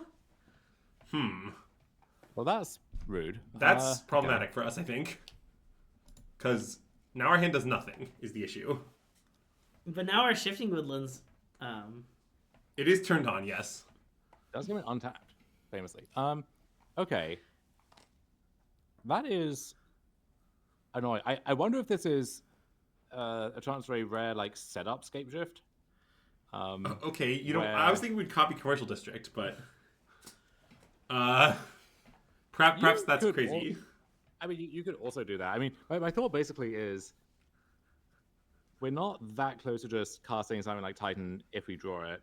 I guess copying District gives us like another look at an Amulet effect for next turn, which is not nothing. But I guess if we spend the first Scapeshift, we get like Saga and then some other land, and then we have a kind of guaranteed setup for an Amulet in 2 turns, which is a lot of time. But based on their development so far, right? Like It could work. They didn't have the double land to kick Micah Spawn this turn, and so unless they have like another land and another Micah Spawn to kick, which I think kind of beats us no matter what we do, I think that's probably our best bet. So Okay, so you want to? Yeah. What do you want to do with a quote unquote setup Scapeshift, Dom? What's your actual plan? So I want to get, let's say we play Woodland, we sack, Forest and Woodland, we get Saga and X, and it might honestly just be second Urza Saga, and then Sure. we prepare for a few turns down the line. So yeah, well, let's Any cast consideration Woodland. on? Oh, it's on our main deck. I was gonna say Bajuka. Yeah, if we had Bog, I think we would maybe just get like Saga Bog. That would be reasonable. Dom, I'm increasingly suspect of this no main deck bog. Yeah, I had main deck Bog, and it was pretty good for me at the RC, so I could easily see going back to it, but Like, it seems like it's Okay. good against the Breach deck and the Eldrazi deck, and those like the 2 best decks. Other than Amulet, of course. yeah, many have claimed. Yeah. Yeah. There's a third and fourth Yeah, best I decks. think- or first and third also best if- decks in a one deck format. Also, if you get paired against Frog, I mean, Call a Judge, but also is pretty good against them. So Like, I just yeah, don't really probably get just it. right to have the Bog. It seems like if you Call said a Judge is such a deranged comment. kind of what I would say is just of all the lands in your deck, right? Like, let's say you were to rank them like 1 to 37 or whatever. It just seems like the Bog would rank like in the top like 8. It seems like it would rank very high. Like it can't possibly be like the 36th best land or something. Yeah, I should grow up and add the Bog back in properly. Yeah, classic grub angle. Okay, now our shooting one is exiled, which is a bit of a problem. Okay, so Dom, should I copy their Bog now? Is that my plan? Copying Bog might be kind of nice. Let's see. So It's like having our own Bog in a sense. it is. I think it's probably correct actually. Nice. The question then is, do we graze it in a land now, or do we just pass with Saga up? And as always, constructs are fake. No one's ever won a game with constructs. And That's true. I think especially here, right, they're just kind of not even beating the board. So I think, yeah, well, Vesuva as Bog. Yeah, and then just And bounce our then- Vesuva with a Grazer bounce land, or Yeah, we could bounce. We could bounce it that way, or we could put in Odawara. oh, maybe putting in order is actually better, so we preserve the bounce land in hand. That's plausible. Yeah, let's. Yeah, I think we put in Odawara. Yeah, that I think makes a lot of sense. Nice. I do like lines in which we admit to ourselves that clusters fake. That's it, Dom. I have some concerns. Let me bring them up. What exactly is our plan next turn? Even if we get Amulet at this stage, now that we can't loop, like what are we even gonna do? So we can't loop, but ideally we can just manually Okay, I'll trump one of these. I don't know. shoot a 4 Titan, cast Titan, and then, if they have an answer for that, we'll be in trouble. But yeah, that probably sets us up to win the following turn. Are they gonna make us spawn again? Uh-oh. Wow. Lord. We are kind of cooked, I think. Yeah, we were reaping our Micah Spawn for a bit, but now our Micah Spawns are being well and truly sown. Yeah, I think they're pretty sown. I mean, So- we could also just draw, like, Amulet or Splunky at any point and we'd be back in it. But so now, we could... Let's see.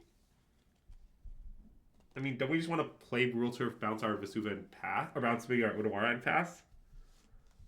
So I think what I want to do is let's float mana off the bog. Okay. Let's play turf, pick up the bog, or pick up the Vesuva, excuse me. Sure. And then we'll Zenith for 3 get Dryad, and then we'll replay Vesuva as their commercial district. Oh, okay. Because then that puts us in a point where if we draw Titan or Pact, we can just cast that. And if we draw Amulet or Spelunking, we can probably just kill them with Escape Shift. So we actually are drawing reasonably live. Obviously, stuff like if Dryad dies, like we're now giving them a good Devour target, that could be annoying. But GSC. So that just is we have 6 mana. That doesn't do anything. Huh. I think it's just nothing, right? Yeah, we might have to bin that. It seems like we have to bin it. Might be a common GSCL, honestly. Look, I'm not the one who was like, we should put GSC in our enemy's decks. It'll be great. It'll be a good time for everyone. Yeah, I like how good this 2/4 is against their board. That is true.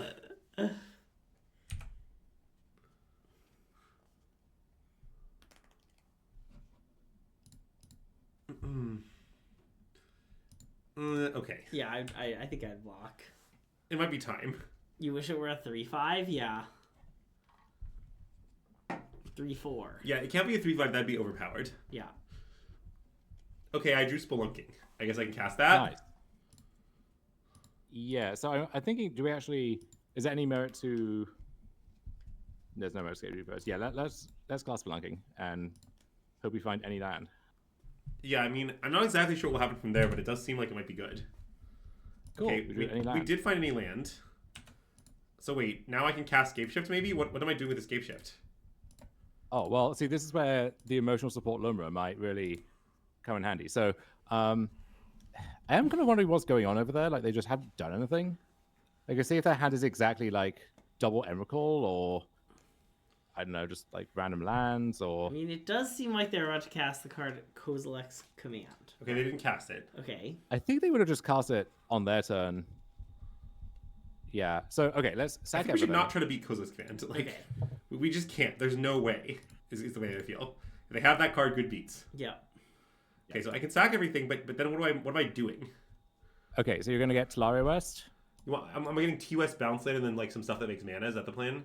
T-West bounce land of your choice. So that's 3, and we want at least 9 ideally. So we can get, and we have 3 lands left, right? So we can get, hypothetically, it's not clicked this yet, we get Valakut, Lotus Field, and then another bounce land, and then we have 9. We transmute for Pat for Lumra, get everything back, and then just that seems lethal. That way, or yeah, let's do that. Okay, so TOS, Bounce Land, Valakut, and second Bounce Land is what you said? No, Lotus Field. Lotus Field. Yeah, Lotus Field. And either Bounce Land or Vestige, but a land that makes 2 or more mana. Sure, so it could be Vestige, sure. Lotus Field as well. Yeah.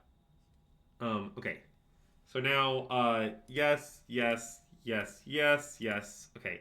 So now the stacking here is tricky. Wait a minute. So I need to put the Lotus Field on the bottom and then the Bounce Land?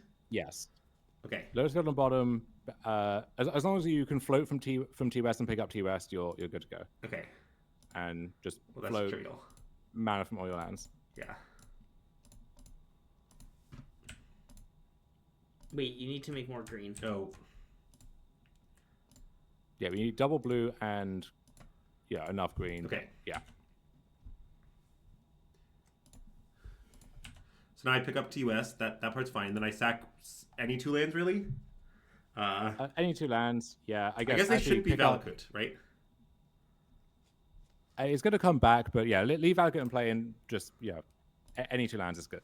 Okay. I think it's maybe marginally better to be those 2, but it doesn't matter much for sure. So now we transmute this for the pact. We pact for the Lumra. Yeah. I feel so emotionally supported by this bear. That Dom added only Sweet and Tamamoto. Yeah. Yeah. Big bear. Marcy, I looked pained mainly because I'm pained. What you should know is I feel pained. I keep seeing messages in chat talking about how pained Andrew is, and I assume they're going to be about me. Well, it's mainly because of the back pain. Oh, yeah. If I'm being honest. What about you, Greg? I don't have any back pain. This is discouraging. Well, I Hold mean, on. we had no moves against because we were just completely checkmated. So it did not make sense to play Reclusive Kid. Notably, we could have just done this and got Pat or got Titan. But I guess if it is K command, they K command the Titan and then not like totally. I don't know. I don't know either, but let's see if this resolves. Big Bear. Also, I will say, let's say they have K command, which probably means we're completely cooked, but after they exile into cards in our graveyard, we could just hit a bunch of lands and like get a bunch of bolts. Yeah. Like, you ever just like flip 4 lands on the top, you know? Vegas style. Vegas style. I do think it was pretty deranged of them to not cast this K command on their own turn, but I agree. It sort of looks like they had cast K command on their own turn. They would have deterministically Emrakul us, to be honest. Yeah. Okay, they killed the Dry and exiled all the lands. I see. All right, we got an Odawara. Nice. Okay, I'm good, I think. I mean, that was notably the worst land they could have left us with, but as in for them. But I think we are cooked anyway. Yeah, I'm good. Let's move on. Okay. Okay, so let's see. Let's see if we can just remember how we sideboarded last time. So you proposed Collector Oof, Bog, Curator, Consign. Is that roughly what we did? Basically, yeah. And we took out Arbor and we're not at quite the same time constraints. Yeah, map. No. This time we have plenty of time, so we can sideboard accordingly. Yeah. Yeah, you could like shave a Grazer, I guess, and then. Okay, classic. Very logical. Very disciplined. You shave Escape Shift. I need to shave one more card. Is there any of our lands are bad? I mean, Saga on the draw is still worse. Great. Okay, I'll trim a Saga at random. I love that. It's the Allen method. Okay. I would have trimmed third Saga, not second Saga, but it's fine.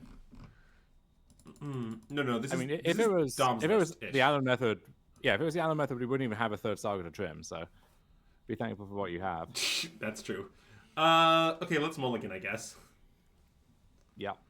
Although, keep in mind that if you play Lotus Field on turn 1, you will put a Lotus Field in your graveyard for later. That is nice. Okay, Tuck GSC, it looks like. Yes. Okay. And then I can just, like, probably just play Grazer into something? Into Bounce Land, I guess? Well, maybe not into Bounce Yeah, Land. probably, actually. No, I think it still is. Yeah, that makes sense. I guess I should suggest more questionable plays to make Andrew look pained more often. Well, normally on the stream I'm just having a good time. Yeah. But this stream is painful both mentally and physically. Yeah, you're having a bad time.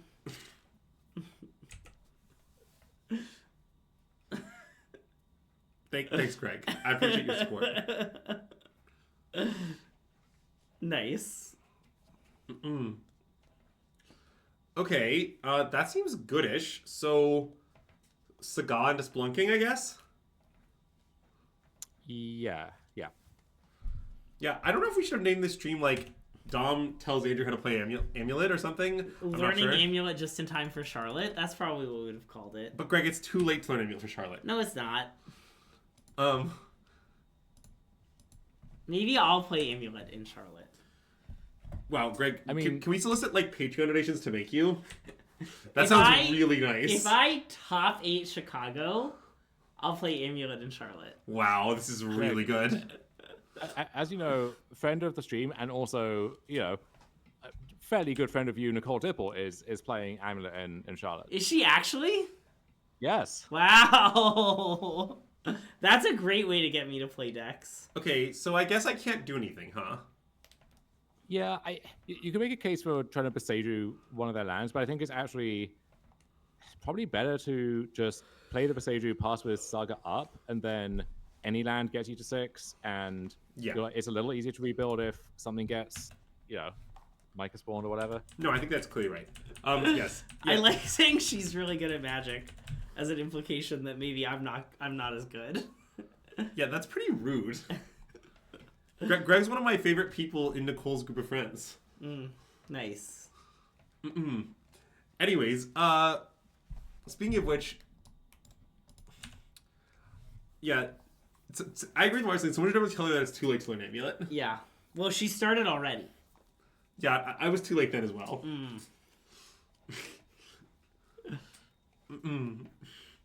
I liked the combo loop we just did.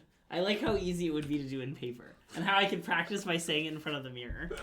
Oh, but don't worry, Greg. Some of the details change depending on the specifics. Don't worry, I'm pretty smart. I can figure it out on the fly. Well, yeah, but see, the difference is that for Greg, it's him and Nicole are BFFs. Not Nicole and them are BFFs. Greg gets first billing. I see. So anyways, Mystic Sanctuary should be unbanned? Oh, no, yeah. That's not a good take. Well, you should know You're fine, Subtlety. I was just trolling. That is an absolutely heinous take. But anyway, as we were. Yeah, what you should understand is that Mystic Sanctuary is both incredibly broken and incredibly unpleasant. So it's got you coming and going. All right, we're all set. Well, pass the turn. Yep. We appear to have 3 6 drops and 4 mana, so no moves. Love that. Yeah, I mean, who can say for sure whether or not Nicole's draft record, the last PT that she and Greg mutually played, was better or worse than Greg's? Mine was 3-3. Oh wait, crap! The 6-1 was 2 ago. Damn it! Yeah, I agree with the statement. Our limited deck is struggling. One of my favorite unhinged stats that I learned today was Sean Goddard, aka Beekeeper, has 2-1 or 3-0'd. I think it's 11 PT drafts in a row, and the one exception was the PT he top 8'd, where he 1-2 that draft to start and then lost his first standard round and then just won like 11 rounds or whatever. Wow, that's a great stat. Dom, I think we should move on to the next game. What do you think? I agree, and by game I mean round. Yeah, and by round we mean stream. I mean, it is the next game of the next match. Yeah. Those aren't like mutually exclusive. Yeah, I do love that we get to see the Stone Brain and one of many Stone Rains like working in tandem side by side. Mm-hmm. Yeah, someone described the Eldrazi deck as tribal stones. Tribal stone rains. Stone Ains? Rains. They all have these. So sorry, they all have ours. Yes, tribal stone rains, I guess, is nice. Look, Ace, I'm sure you can get the trophy lead back. And besides, think of how much easier time you'll have maintaining the trophy lead when you stop playing Storm and instead start playing Breach. It'll really improve your chances. I do love the hit single by friends of the stream, Lady Gaga and Ariana Grande, Stone Rain on me. I can mulligan this, right? Yes. Good, because my hand seems totally unplayable. Great joke, Dom. Thank you. Tough crowd. Wait, also we're talking about random also people we played our first PTs. An important update for you is I played Paulo in my first ever round of draft at the PT. Wow. I lost 2-1. I played Will Huey Jensen at my first PT. I also played Sam Eilenfeld at my first PT, who I famously traveled to the PT with. The Sam Eilenfeld? Yeah. Rookie of the Year? Yeah, former Rookie of the Year and Rookie of every room he's in, Rookie of the Room, Sam Eilenfeld. He certainly is Rookie of the Room, yeah. He's Rookie of this room too, and he's not even in it. Yeah. So, anyways, okay, can I keep this 5? I would mod a 4. Wait, really? Actually, wait, no. I have GSC for Dryad Arbor. You do. My hand seems kind of good, right? GSCW. Yeah, so let's see. We'll keep Beseju, we'll keep GSC, we'll keep Spelunking, and we'll keep Scapeshift. Perfect. Yeah, so I just took Scapeshift and Lumra, right? Yeah, well, this is 5, not 4, so... Yeah. So I just did this, right? Yeah. Nice. This hand is even sort of playable. Uh-huh. Sort of. Sort of. Yeah, this is something of a load-bearing Dryad Arbor, but it'll be fine. No one's ever moved Dryad Arbor. The Breaches will have like 2 Unholy Heats. It'll be fine. Yeah. And certainly no Eldrazi deck will destroy it for 2 mana. Plus, we're 1-1, so we won't be paired against any Breach opponents. They'll all be 2-0. That's a good point, yeah. Wow, a land. Great draw us. So now I just play all my cards, right? Yeah. I mean, not all of them. It's a classic, just cast the most expensive spell in your hand every turn angle. Nice. That's how I win it limited. efficiently using the most possible mana. Wait, we getting spell snared? No, we're getting Stern School linked. Oh, darn. Wow. I think Spellsnare is a substantially more popular card than Stern's Holding, Greg. Well, I know. I think there should be a stream incentive for Greg to give someone a Stern Scolding. Wow, that's a great proposal. Ooh, wait, can I just play map and like find a bounce land? No? You just want to play Spelunking? Well, you can. Although, I mean, what does getting bounced land actually accomplish here, right? Like, Yeah, I guess maybe it's better to have a regular land. Saga? I mean, Saga is also somewhat promising. I honestly think I would just cast Spelunking anyway, though. Okay. I mean, I'm kind of down to risk it. It doesn't seem crazy. I don't know. Whenever we're playing against a deck of Spellsnare's type, it does seem like a matchup where we should play Spelunking. Yeah. Is my guess. Okay, here's a nice question that I was wondering from all the people in chat who are at Portland, including Andrew. Mm-hmm. I'm in chat. Huh? I'm in chat. You're in chat. I want to know what the most deranged ban or unban suggestion you heard. Just like, it could be from someone you were playing or a friend, or just like you overheard in the background. I feel like when you go to modern tournaments like that, especially where there's a clear best deck, you just like hear some wild stuff. Like, I mean, can I talk about what someone tweeted at me? Yeah. I liked Ban Thassa's Oracle. Ban Thassa's Oracle is pretty funny. Yeah, I like it Unban because... Seething Song. Wow, that one's nice. The Ban Thassa's Oracle thing is just like, it does nothing to such an aggressive extent. Anyways, yeah, I think if they ban Oracle, my games of CEDH will be a lot more competitive. Which is what the C famously stands for. So I vote for that. I mean, I do think they could afford to unban even more cards, but they should also probably ban, a card from Breach. All right, Dom, how do you feel about Slam, Scapeshift, no worries? It'll be fine. I honestly think it will be fine. I mean, okay, they might have another Force Negation, but they're spending 2 cards, and then you get to go again next turn? Yeah. I love it. Okay, let's go. All right, I've been told this is lethal. It is lethal if this resolves. Wow, Subtlety Unicorn, that's a great one! I love asking. Well, banning Surgical Extraction is a nice proposal. That's really good. I like that, honestly, mostly to save people from themselves. Yeah, it might harm Breach's win rate if you ban Surgical Extraction. So that is a risk. So I'm just going to suck on my lands, right? Yeah. Okay, Dom, what happens now? Can you please explain? Okay, so usually what would happen here is, and we're not going to do this, but you would get 2 Lotus Fields, Talaria West, and a bounce land. You'd bounce the Talaria West. You sack all your other lands. You'd have exactly 9 mana, so you can transmute for pact for Analyst or Lumra. Let's say Analyst. Analyst would get all those back. You would go through the same loop again, so you'd pick up the T-West. You would transmute that for a second pact. That pact would get Titan, then you're off and then the Titan races. would get the missing pieces. Alternatively, if you had Lumra instead, that Talaria West could just get Odawara, and then Odawara with Lumra is also a loop there. So for us, though, given that we have the Analyst in our graveyard, that will shave a bit off the requirements and also might make it a bit easier to kind of just get pieces directly right now. So let's see. We have the Scapeshift resolving. We have 2 other types. We do have this map in hand, famously. We do. Which is nice. But to get more types in the yard is actually tricky here, right? Because we have... Well, we can get an Urza Saga and sacrifice it. So... Okay. Let's see. If we get... And again, still hypothetical. So if we got Lotus, Shifting Woodland, and Urza Saga, I guess we... Yeah, that would work. And so that would work for the first loop, and then... Although actually we wouldn't have... No, yeah, I think that would work, right? And then we can... Oh, wait, Scapeshift is a type. All map is Scapeshift is a type, yeah. yeah. So, okay, so we get Ursa, we always immediately have to delete it because of Scapeshift. Yes. Yeah.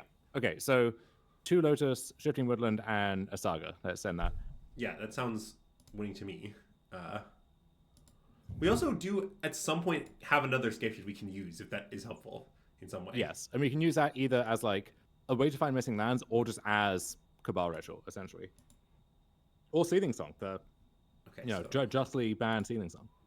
Yeah, love a nice Justly Banned Seeming song. So, Okay, and so so we need to interact in between.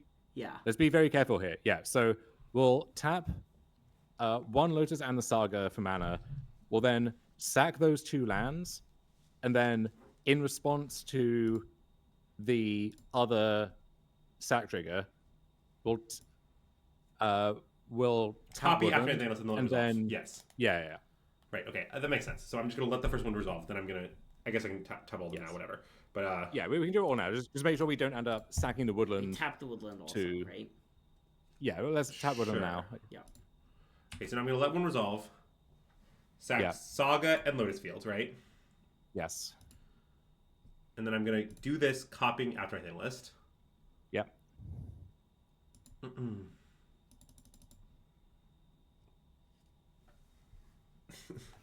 Okay, I'm gonna let this resolve. Yep. Yes. Okay. Nice. Now I'm gonna activate that for instance. That part I'm pretty sure is right. All right. So now all this biz comes back. Whee! Yes. Yes. Yes. Yes. Okay. So now we'll just make a ton of mana first. Essentially do the same thing, making sure we sacrifice the Urza Saga and at least one Lotus Field, ideally both. Sure. I guess we can sack the Dryad Arbor too, because it's never tapping for mana. So sure. So I can sack Urza Saga, Dryad Arbor, and then both Lotuses. Is what I should sack? Sure. Yeah. I mean, basically, what you just said just had just a clear right answer. So, yeah. Well, so before we go again, we can let's see, how many do we have total? It's 12, 13. Mana. Numbers are kind of hard to pass. Yeah, mana wise. We have 7. 7. 7 in our pool right now. Oh, okay, because we've already copied made it. it. Sorry, I've done that. I guess I shouldn't have. Sorry. Yeah, it's all right. It'll be fine. So we can again. Now it's just a question of efficiency. So let's. Maybe we could. Because this isn't actually doing anything right now, right? That's the thing. What's that? The loop I'm doing right now will generate infinite mana, but doesn't actually get me anywhere. Yes. So you kind of want to work in a way to fix that. So for example, if we escape shift now, which I guess it gets funky if they somehow kill the Amulets in response, but I don't think they actually can. I don't think and we would have deeps anyway. So yeah, that's fine. Let's cast escape shift. Okay, so just cast escape shift like this, right? Yeah. And then my lands from that will let me keep going. Yes. So we'll sack our 3 lands. Okay, and then what am I gonna get here? We can get let's say Talaria West. Yeah. Yeah, Talaria West, a bounce land, and we could. I guess maybe the quickest way actually would be Dryad. So we could get. We had the Valakut there already, so that's fine. Yeah. Vesuva? So we could get. Yeah, Vesuva, or they don't have a Surveil land, right? Or is that sewers? They don't. They do not. I don't think. Don't. That's it's kind of nice to piggyback off their Surveil land to, get the additional bit for the combo. But let's just get Mirror Pool. Yeah. All right. Sounds good. Okay. So, and then I'm gonna bounce T-West with this. Yeah. Yeah. Float mana. I guess leave the Mirror Pool untapped. Sure. Bounce T-West. Okay. So now I can sack Analyst, I guess. So we have 6 floating currently, is that right? Yeah. Yeah. I guess that actually we could transmute the T-West now and then bring everything back. So it's, I guess we could. Yeah. Okay. Fine. That seems fine. We'll have to tap the pool. Although we haven't sacrificed the bounce land yet, so actually, yeah, let's just sack Analyst now. Okay. Ignore me.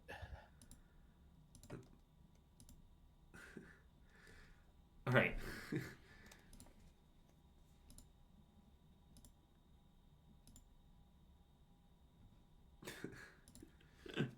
This is very funny. I mean, we're definitely going to win. There's just a lot of actions between here and there. Yeah.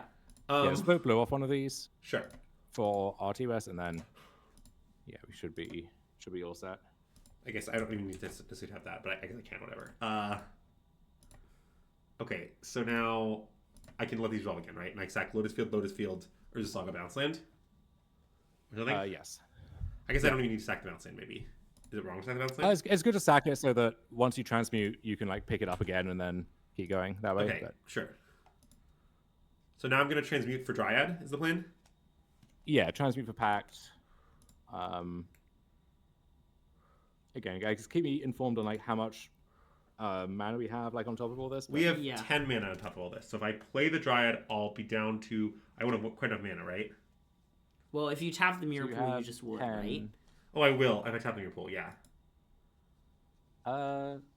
Wait, so currently floating we have how much? 9. Sorry, it's hard for me to look at the No, 10. 9. Oh, So 10. Well, wait. Okay, so we have 9 Okay. floating.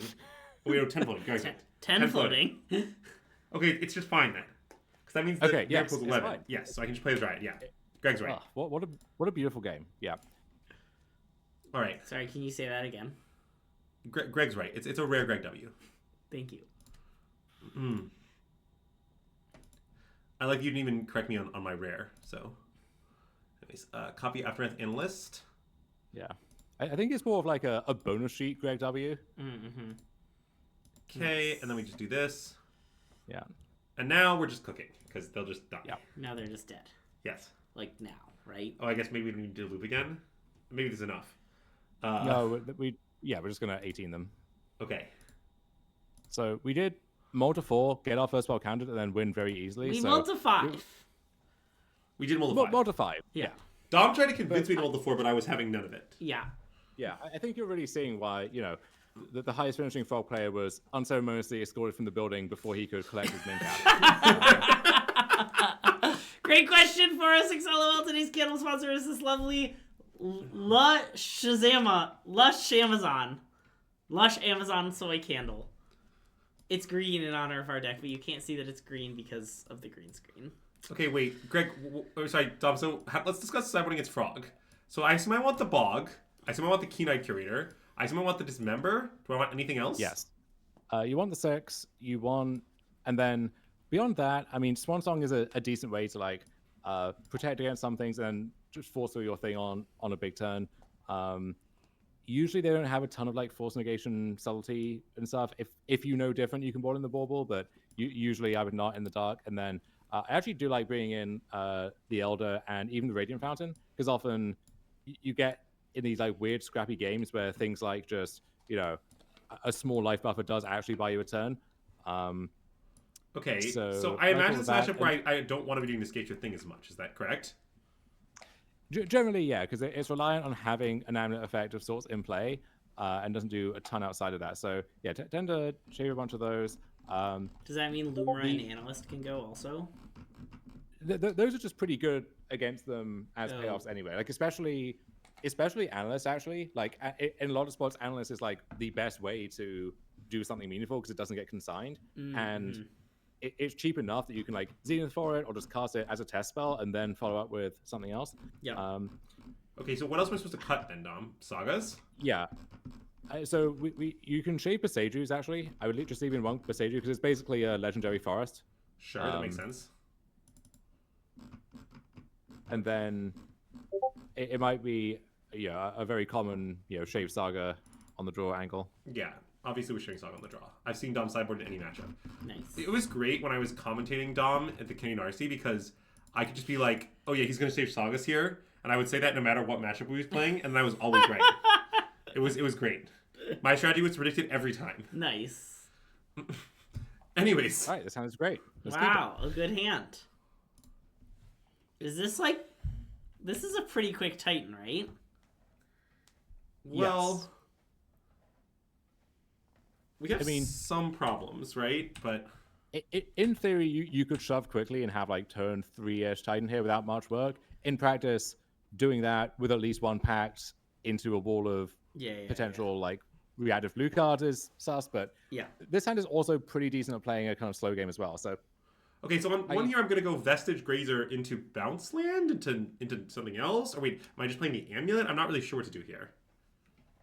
Yeah, so I think I would start with Vestige Grazer, yeah. And then, I mean, there's a chance that they have consign, they consign Grazer, honestly, which would be totally fine, but we'll see.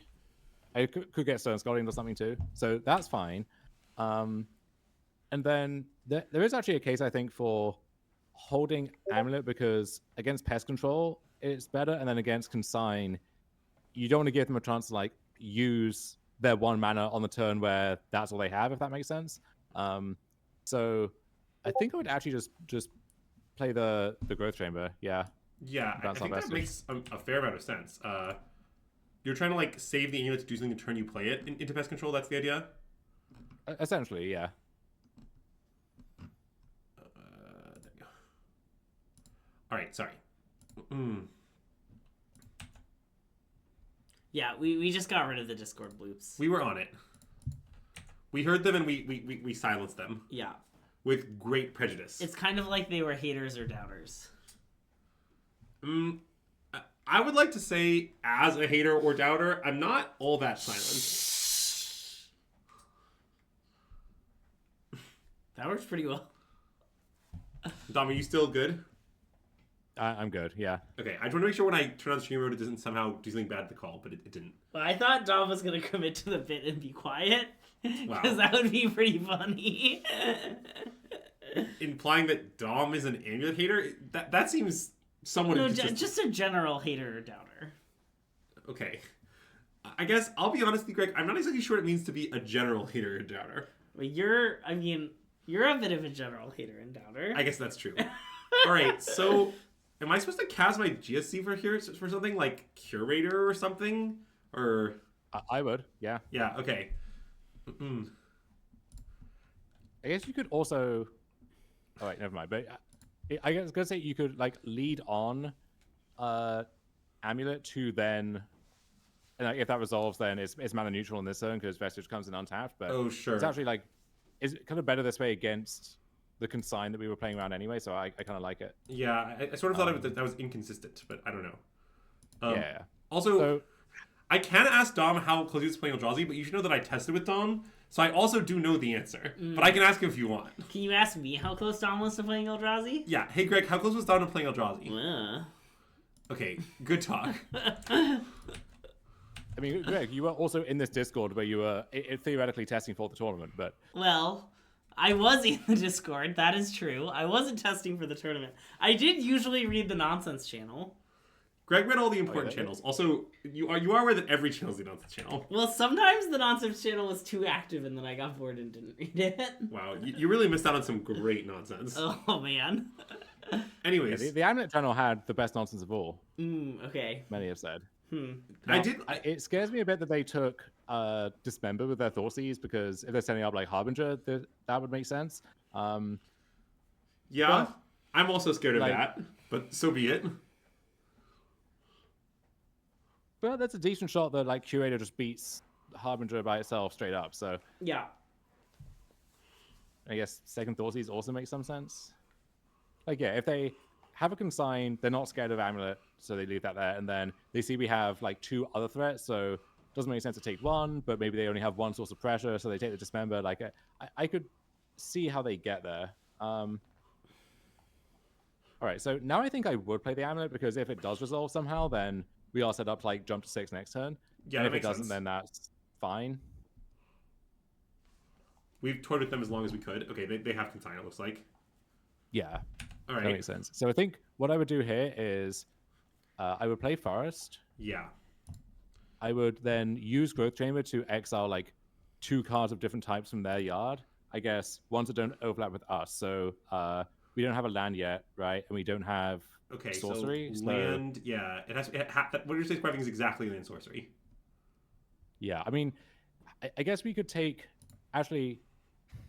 Okay, I guess it probably makes more sense to do instant sorcery from them because of Murktide, right? But now that we're here, let's just take a Thoughtseize and... Oh, sure.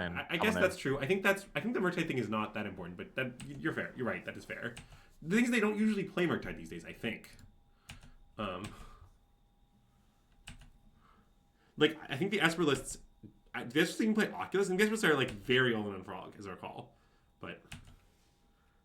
Yeah, I really thought about playing Eldrazi Thraken, but it was just too late to learn Eldrazi. Yeah, all of the complex minutiae and maneuvers involved. Wait, so Dom, can I exile another card from the yard right now? I sort of want to. To keep them off, like, Oculus or what have you? I don't know. So right now they're at 5, right? So they'd have to take some other action that you could respond to get to 6. Yeah, that's right. You're right. I mean, against Murktide, right, you would want to respond right now to, like, make them pay extra. But I guess the question then is like that versus exactly they mill something with a consider or something and then get to I think we should unearth probably respect the consider more than the Murktide is my guess. Yeah. consider more than yeah, I kind of want to exile a land now, I think. Okay, we can. I don't know if it's right, but Wait, why land? why to be land? Yeah, that doesn't make sense. We already landed. Okay, yeah. Should be instant. Counterspell. But yes. Okay, but yeah. To be clear, what happened with Dom and Eldrazi, I'll now describe it, in a truthful and accurate way, so that you don't get Dom's biased perspective. Dom definitely did pretend he was going to play Eldrazi for a little bit. But I think if you had taken a poll on our Discord, is Dom actually going to register Eldrazi or is he going to play Amulet? I think at all points the Discord would have voted Amulet. I would have voted Amulet. So he did definitely investigate it some, and he did make us all play against it some, and he thought about some interesting changes and how to construct the deck. That did all happen, but just the whole time everyone knew he was going to play Amulet. And when I moved the Amulet channel from to the Woke G section, that was it. He was locked. Yeah. Yes. Notably for energy champs, where I told Andrew off stream, and then also told everyone in the Discord off stream that I was going to play Brute Scale, which is a form of Eldrazi. I then also switched at the last minute back to Amulet. So some would say I have a process. Nice. I have a pattern. Yeah, I'm gonna make my thing a 7/7 without consulting you. I love it. Let's also. Oh, okay. No, this is fine. I mean, we're going to do that, but I would then play Vestige and then just eat some instant or sorcery from their yard. Sure. I like that we just have this random swan song. Yeah, I think it might be useful. Oh, I meant to. Sorry. Whatever. Nice. Okay, so I'll eat another card just for me. Oh, no, I actually shouldn't do that. Okay, I'll pass. Yeah. I mean, it looks like we're gonna beat them with a 7/7. Yeah. What chat should know about our Discord is there's a long discussion about will Andrew's record at the RC Oh man. be better or worse than right. me and Matt's combined record at our pre-releases. Yeah, that was a classic discussion. I want you to know I made the poll to bully Andrew, but then I voted that Andrew would do better. And then Andrew won for the RC, and Matt and I both 3-1'd our pre-releases. Wow. Greatly underperforming Alan's quote-unquote 7.8 wins an expectation. Yeah, you and Matt were actually locked 3 hours into the day. You kind of speed run that. It was pretty impressive. Yeah, also, I love the Key Knight Curator. I kind of think Curator should low-key be in the main deck, but... Whoa. I honestly kind of agree. This is just what happened every time I played against Frog at the RC. It's at least one round every game, I just got the Curator and it beat their entire deck by itself. It's such a great card. Anyways, so should I keep this? It's sort of a good hand. Well, the problem is, right, so... It doesn't have any acceleration of any kind. Yeah, it doesn't... Well, notably, it doesn't have Saga, Amulet, or Spelunking to power up Scapeshift. It doesn't have some other form of ramp. No, you convinced me that's Mulligan. It's got spinning its tires. Yeah, that's Mulligan. Dom, you got one sentence in and I already decided I wanted to Mulligan. Wow, this hand is so much better, I think. And it's great. It has a few problems, but we should definitely keep. I can't think of any. I don't see any. Are we supposed to talk Grazer? No. Let's... I think Summoner's Pact. Our turn 3 Grazer? Turn 2. I think... Oh. Yeah, don't do Grazer. I think I would tuck... So this one is interesting, because one question would be, if we just get to do our thing, what's the best thing to tuck? And then the other one is, if we get disrupted in some way, what are the best cards to have left over? And... Well, right. So tucking Summoner's Pact is the fastest, Goldfish.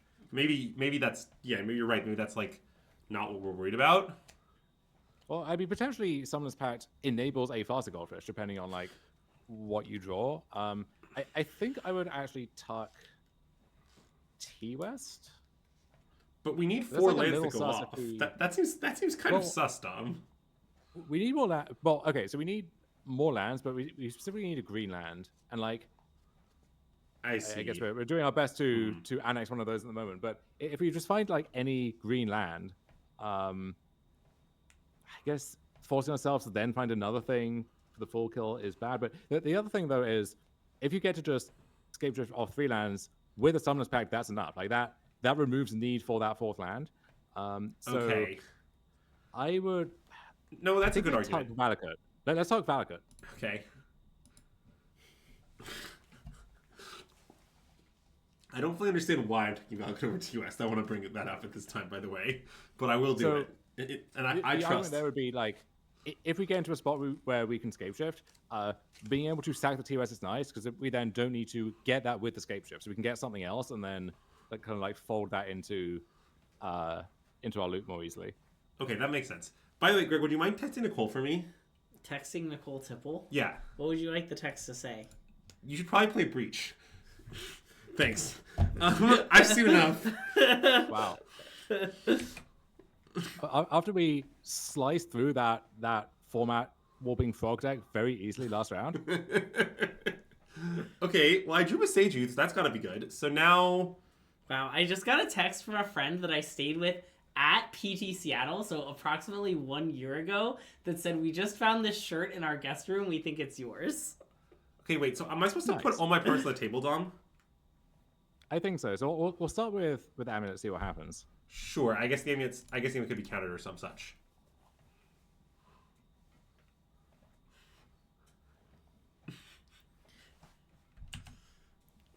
Sorry, I got distracted on my way to text Nicole. Oh no. What, it's Undercity Sewers. It's the frog deck again, we think? God, what are we gonna do? I assume it easily. Oh, nope, it was forced. Alright.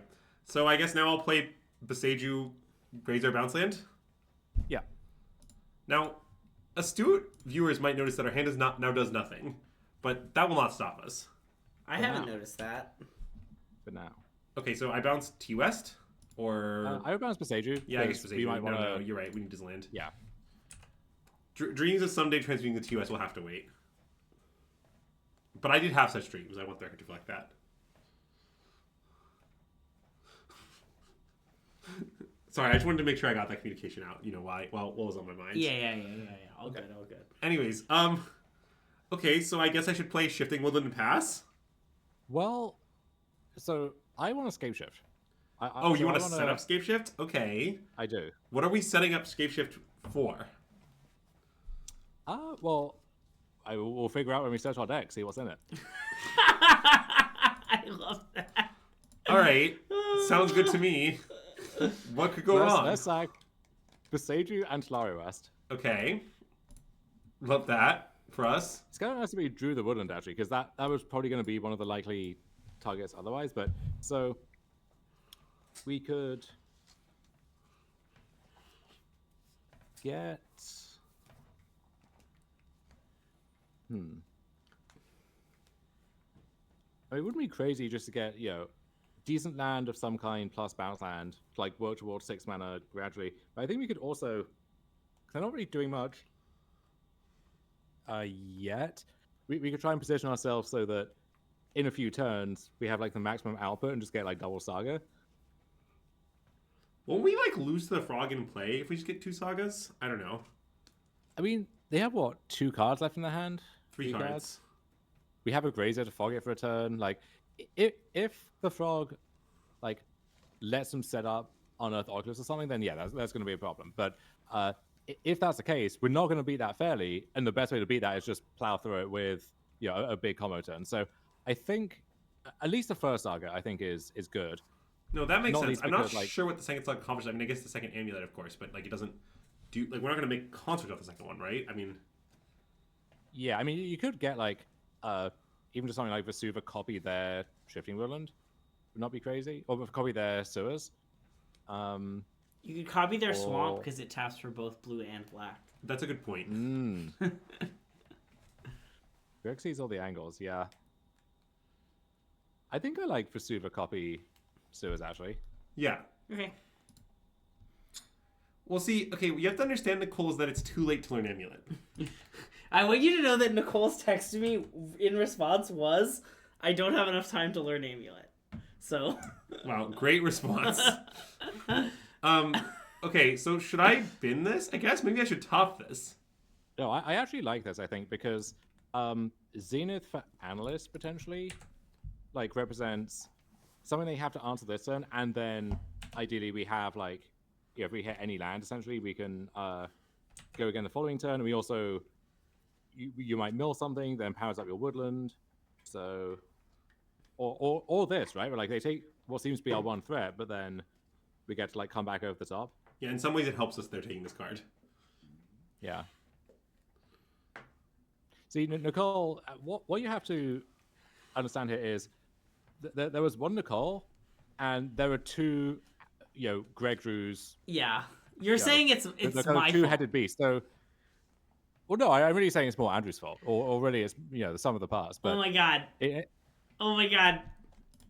Uh, Surprise reach! I don't really understand what our opponent thought was going to happen here. But I think they did not realize that Arboreal Grazer had reach. do you want to say the line, or should I say it? You can say it. Okay. How do we reach these kids? Anyways, well, as Nicole would say, did you know Arboreal Grazer has reach? I really didn't Oh god, that's know not what good. the line was gonna be, and I really didn't expect that. Oh my god.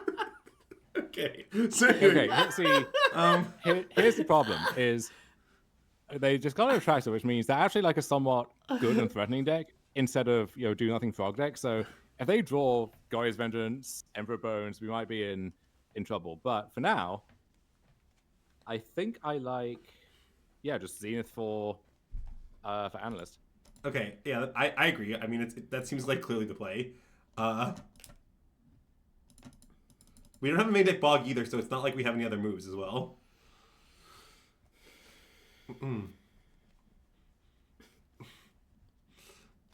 What? This would be another great main deck Curator angle, but here we are. Yeah, I mean, look, I already wanted the main deck Curator before the stream began. I talked Dom into putting the sideboard, though, so I figured I couldn't push it by asking for it to be the main deck. No one told me Kino Curator was this broken. No. Pause up, Savory Cookie. Oh my god, no. We're back to pause up, I see. I mean, we gotta have our catchphrases, you know? Oh,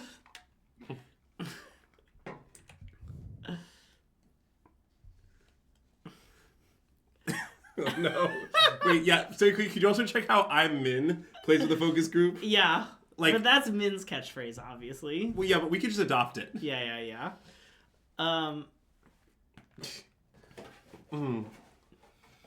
But what if you're out, though? Nicole Tipple, we announced on stream that we've already broken the format with 12 Angel Control, so just don't worry about it. Oh, wait, does that get us in some way? Maybe not. Well, okay, so I mean, exiling, like, they might make it so that the Analyst by itself just doesn't really do anything right now, which already kind of doesn't do anything, so we actually got them on that front, but... Yeah, I agree with the Late Master. I think I'm Min is a better catchphrase when you're not Min. That's true. Yeah, in fact, I think, Greg, we should flip a coin to see who gets that one. Okay. So you're saying it's a better catchphrase when you're out? Yeah, that's what I'm saying. Keep saying this until someone says "great joke, Dom," and then I'll move on to another bit of some kind. I'll let you know when it's a great joke. Oh my god. That's why you're my BFF, Greg. Okay, so what am I gonna do now? Can we discuss that briefly?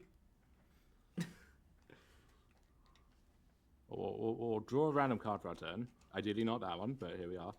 And then...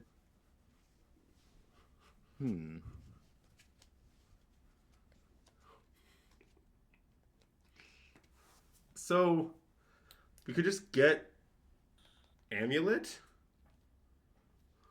Yeah, so we could... Yeah, the problem is we haven't milled, like... We don't have, like, any bounce lands. We can't pick up the T-West.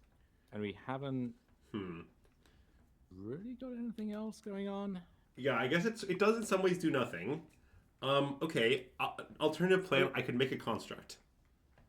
Well, okay. Third door is we get map. We map for maybe like Odawara, and then we play Saga. We just hold up Odawara. Okay. Wait, that sounds pretty good. Wait, they're gonna Yeah, put attracts into play. Oh no, wait, if they have a land, they maybe. put into play. So, Why did so they they need have a to. land? To adapt No, twice. they have to war. try to exile it Right. with Emperor, right? And then in response to that, we can Odawara the Emperor. Okay, wait, I like this line. This makes a lot of sense. Yeah. Wait, do we not have mana to Odawara? If they're... I guess I do, yeah. Okay, Yeah. cool. Yeah, because we're going to have 4. And then if nothing happens, we can just potentially end this end of turn, which is going to be more needy because they just target a land or something, but maybe it's the line. Wait, no. Yeah, not that one. Sorry. Yeah. Look, there was no wrong choice except the inner city sewers. Well, the Gruul Turf actually was a wrong choice. So actually, there were many wrong choices. Service is always a bad choice. Yeah. Whoa. Look, let's not discuss whether or not Bogmane would be good here. The implications of that. You know, whether any stream host proposed that pre-stream. Let's not discuss any of that. It was Greg, by the way. Whoa, a second island? Oh my god. What was second island? Okay. A third island. So it's already a land in my graveyard. Should I sack my analyst now? Oh, a fourth island. Seems like yes, maybe. So that would get us T-West, Beseiju, and that Saga. And Echoing Deeps. Yeah. Yeah, let's do it. Like, and I can make Echoing Deeps a Saga, right? That's how that works? You can. Yeah, so isn't that what I want to do? Yeah, I'm trying to think if there's any merit to like making it a second woodland or something. Probably not. Nice. Yeah, Nicole, you'll... Uh-oh. Okay. Well, Well, I fear our goose is cooked. every rose has its thorn, Dom. Uh-huh. Yeah, you'll see the 12 Angel control list on Twitter tomorrow, don't worry. Everyone's talking about it. Yeah. Just wait for 12 Angel Control. So, Dom, how cooked is our goose, really, is my question. Like, do I need, should I I guess we can maybe still win? I mean, we'll let this attractive trigger resolve. But... Yeah. It has not revealed the most inspiring cards. So this is blue, from what I can black see... Gorios. There's no Ephemerate, no Solitude in this deck. No, it's beatable. So the gimmick these days is your Ephemerate, if you like, is consigned to memory because you can sign the delay trigger from the Goyos or to exile the big thing that you got. That's nice. Okay.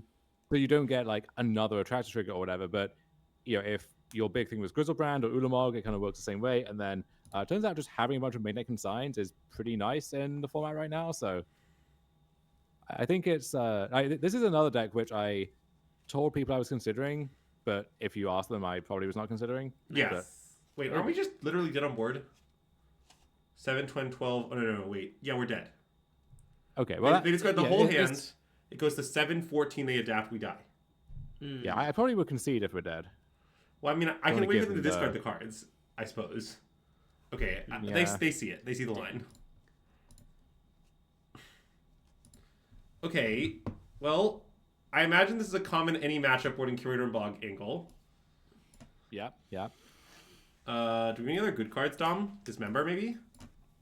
Yeah, I Dismember, if they have a bunch of Emperors, which they usually do, is kind of nice. And then Vexing Bauble is fine against exactly Force Negation, but I think it's a little bit too narrow to... It seems bad to me. Invest in. And then I do like 6 as well. It's board in 6. Sure, okay. I never have an idea we board in 6, but sometimes Dom told me to do it, and I just do so. Yeah. I like that. Okay, what am I supposed to cut, Dom? So I think you can like shave a Grazer or two, probably. This is another, Beseiju is an expensive forest matchup. Classic, yep. So we can go down to one of those, and then you can shave at least one Scape Shift, I think. That makes sense. Even though like manual shift is actually a lot better now that we have a bog in our deck. And then That's it. 4, 8. That's it. 13, 15. Okay. Classic Dom counting the sideboard to player and having 61 cards in his main deck. Yeah. Makes a ton of sense. But yeah. Are there other gooses in Magic other than Gilded Goose? The Goose Mother, Greg. The Goose the Mother. That at the PC. I didn't. Or did we? No, we didn't. No, I didn't register the Goose Mother at the PT. There was a lot of discussion of the Goose Mother before the PT. Wait, did I register the Goose Mother? I don't think I did. I don't think to you say. did, but I don't know for sure. I thought you did, Dom. Okay, wait. I'm gonna keep I this. don't That seem right, maybe I Dom? did. Well, what you should know about the Changelings comment is that it's false, as I believe Gilded Goose is not creature type goose. I think it's a bird. No, well, I Yes, had also- Tiny Bones, and I believe I had a bunch of main deck Shieldrits, notably. I Those were my would flex spots. mulligan, I think. Okay. I don't know. It's It's tricky. too many 6-drops. Yeah. I mean, that's a plausible argument. It is a lot of 6-drops. Well, this hand is less 6-drops. This seems pretty good. But- Isn't it the Oh, it has same? the natty bog. You have to see it. That's what Yeah, I like we'll about keep it, that. yes. What am I tucking? The Lumra? I think the Lumra, yeah. Okay, nice. Now, okay, so common misconception in chat is that there's some alchemy goose too. I think what Anankina is referring to is Albiorix Goose Tyrant, which you would think from the name is a goose. Wrong, it's a bird, obviously. Okay, so I Now, it play does send Bog. you- Or wait, do I not play Bog? I play Visuba? No, you can't play Vasuva. I play- can. You can play it, but Oh. it's just it doesn't do anything, or it does nothing. Then you So can play bounce bog. it. Yeah. But I mean, I could play Vasuva on the argument that I don't want to show them I have Bog yet. But I would just play bog, honestly, because it's the way they're set up. It's unlikely that they just directly deposit something at sorcery speed that you can bog. I see. So I mean, it's not great that they know about it, but it's fine. Anyway, as I was saying, Albiorix, not a goose, it's a bird. However, if you cast the Adventure Side, it does send you on a wild goose chase. That's nice. Yeah.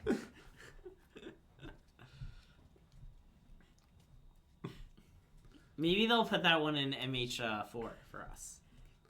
MH4 should just be all the alchemy cards. They're gonna keep making alchemy cards until they're enough that it's just MH4. Although there is also famously a golden opportunity, one of my favorite alchemy cards. Does it conjure a bunch of golden geese? Or Golden Eggs? Great Sure. question, Greg. It does. So it conjures a gilded goose, and then chapters 2 and 3, you can tap an untapped bird and sacrifice an artifact. And if you do, you conjure a golden egg Wow. into play. That's a nice design. How did we get here? That's storytelling at its finest. Why are we discussing a golden opportunity? What did you want us to be discussing? The modern format? Yeah, that format is a bit solved. Especially because it's too late to learn Amulet. Yeah. I feel like I've learned Amulet. Okay. Ooh. It's never too late, Greg. Yeah. Okay, so should I play Amulet while they're tapped out? yeah, so leave green floating, play Amulet, and then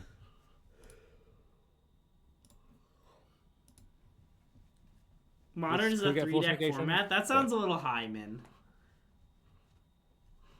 Yeah, that sounds like you added a lot of decks that I don't consider to be decks. Okay. Bog Aftermath Analyst? let's. Maybe just Vasuva, but what does that get us? I mean, you could we don't have a pressing use for blue mana yet, but yeah, I think let's just play Bog and play Analyst. Yeah, It seems like just Bog Analyst is nice. I don't know. I agree. Yeah, I mean, just having Vasuva back as bounce land is so nice. Yeah. Oh yeah, if you want a banless take, I can use my banless take, which I think they should just ban the card Underworld Reach. It's banned in Pioneer and Legacy. Come on. I also it's not at all obvious to me that something broken will happen with Opal, which people love to like portend. If you just ban Breach, like I think that the nexus thing to do with Opal might be just bad. Like I mean, I finally Alan can play Acast again. yeah, Wow. that is true. Nice. But like okay, like what are people worried about? People fairly attacking with constructs of their sagas via Mox Opal? Like, come on. Like no one is scared of that. Also, this is a bit of a problem. Yeah. Also, someone redeemed I see. Open a Moto chest. I don't know if you saw that. Yeah, we'll get to that. So I'm going Nice. to take one from this. Yeah. Hello, Harrain! Welcome to the stream, and thanks for the raid! Huge shout out to everyone coming over from that stream. We are SystemMagic. I'm Greg, this is Andrew, and we're joined by Invisible Dom Harvey for some nice Amulet action. Yeah, some people have said that Invisible Dom is the best Dom. That his insight is the most insightful when he is invisible. That's insane. The best Dom was that one stream where Dom was here, but then you had to leave, and then it was just me and Dom. Wow, rude. Okay, I drew Lotus Field. I guess I can play it. It's kind of nice to get into play. Yeah. This is a classic interaction between Lotus Field and Blood Moon, where you can play your Lotus Field, then if you later kill the Blood Moon, you're just cooking. Oh, yeah. Anyways, now I guess I'll pass and do nothing. Thoughts? Nice. Yeah. Also, You can also just concede if you want. yeah, I mean, I was like wondering concede. about that. Do you think I should, Dom? Yeah, sure. Okay, I think our stream is going to be long enough if I can see this game quickly. Yeah. Wait, open a Moto chest. Oh, right. Yeah, I want the people to get what they were promised. Yeah, that's true. I mean, don't worry. I think we're pretty low on Moto Chess at the moment, so... Also, I have an important question. Do you own any packs on Moto? I don't think so, but I can check. Sorry, I have to lower the quantity slider. Yeah, I do. Can you send one of them to Dom? Like that Duskborn pack, maybe? Well, maybe, but he's not online. Darn. I'm very online, but sadly it's not an IRL pack. It's the IRL part that really. Oh, you really want an IRL pack? He really wants an IRL pack, perhaps at Greg, RC Minneapolis. Yeah. Yeah. 'Cause the thing you got to understand is it's not about the magic, right? It's about the gathering. I see. Yeah, Ooh, Crystal Barricade. Okay, we got a nice Crystal Barricade. This is some nice modern tech. If you're playing Black White Sewer, also it may or may not be playable. Nice. But it's theoretically good against Eldrazi. Theoretically. Whoa. Anyways, Oh wow, we got another broken bird. Oh yeah, it is one Wow, of those birds. another broken bird. And there's Karn Legacy Reforged. Which one is Karn Legacy Reforged? Is that the OG Karn or is that the new Karn? I don't know. Can you make it bigger? Isn't this like the one thing that they changed Moto to be able to do? Yeah, but it doesn't seem to be working very well. Well, I guess we'll never know. Okay, anyways, back into battle. You don't get to decide when it happens. Carl just engorge at random and then you play again. Yeah, I think they should definitely unban Breach and then maybe ban Breach and then unban some more cards. Like that, I pretty strongly agree with that take. Well, except I predict you don't think they should unban cards. I think they might. I think the modern ban list might have more chaffs. Okay. After the last one went so well, I'm more optimistic. Okay. Like they unbanned 2 cards and they're not playable. Yeah. Like what are people out here worried about Faithless Looting? Faithless Looting's a joke. Like the best Graveyard deck in the format plays 0. Anyways, Breach? yeah, Breach. Nice. Should I mulligan, Dom? This hand seems horrible, so I assume Yeah, yes. I think you probably should mulligan. Yeah, I mean it only has 3 6-drops and 1 land that doesn't make damage. So it's tough. Why is Punishing Fire on? Because it's a miserable card. That's why. This one is not inspiring, but probably is a keep. I'm a little inspired. Okay. Maybe you just need to be a little bit more of a believer in this hand, Is this another Green Sun Zenith for Dryad Arbor situation? That I am unsure of. I really thought that was going to be a Ruin Crab or something for a second, but Nice. luckily. Yeah. I like that I tuned into coverage on round 4, and all they were talking about was like Hammer and Mill, and then I tuned in at round 7, and none of those decks were in the tournament anymore. Yeah, of course not. All right, should I GSC for Dryad Arbor? Yeah, I think so. It sort of seems right. Saga? It seems nice. Look, you don't want to be playing Mill, all right? See, here's a funny fact about the Mill versus Breach matchup. All players are trying to mill the same player. Yeah. That's a dangerous state of affairs. Like, you might be thinking, I'm going to mill out Breach and I'm going to surgical their Underworld Breaches, then they'll have no moves. And that's when your opponent's going to cast Thoughts Oracle with a naturally empty library. We should Oh my god, it is God. Mill! Uh-oh. No.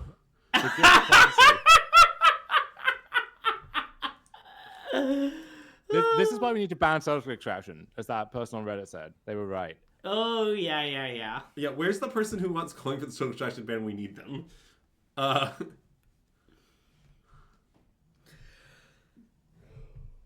Now, what one could argue, we are also a self-mill deck. You have either Lumra, Arctic Analyst, but I don't think it's a good argument. Do you think the 61st card is going to get him, though? Why? What is the 61st card, Greg? I assume it's the Lumra. Okay. Dom, what should I do now? Cry? Play Expedition Map, play Bounce Land, bounce, save you, pass? Well, the thing is, against like stock mill, yeah, a thing that exists, but Sage doesn't really do anything. So there's not much value to like bouncing it yet. Well, yeah, but what do you want to do? Just play Skit Saga started, I guess? Yeah, I mean, you can play Saga, play map, and then... No, okay, no. We'll play Saga, and then we'll just Zenith for Analyst. Oh, wait, no, that's a great line. That's definitely what we should do. It does mill ourselves, which is, you know... It's double-edged. It's double-edged, Dom. Yeah. See, the best part about this, too, is twofold. One, we get the Analyst out of our deck so it can't go over. And two, because we shuffle the Green Zenith back in, we increase our deck size. Oh, Green Zenith shuffles back in. Wow. I would definitely get some GRVs for getting to shuffle back in my Green Zenith. You mean you will after you top 8 Chicago and are forced to play Amulet in Charlotte? Yeah. God, I'm really looking forward to this now. Yeah. I'm so much more motivated to test that Greg does better than Pookie. Now, PSA for any Nicole Tibbles in chat, when you cast Zenith, it says shuffle, and then it says then shuffle. So you actually have to shuffle twice. So make sure it's very clear how often you're shuffling. All right, well, a bunch of cards are exiled from our deck. We could look what they are, but, you know, just some biz. Yeah. Oh. Ooh. Okay. Okay. I guess... Should I play the Amulet? I could just sack and get back, like, a million lands. I agree. Let's do it. So you think I should sack, or... Well, let's play Amulet first. Oh, right. I'm sorry. I can do everything. I apologize. Of course I can do everything. Yeah. Yeah. Okay, so what am I bouncing with my Synchro Chamber? Does it matter? No, I think it probably makes sense just to bounce Beseiju. Yes, that seems reasonable.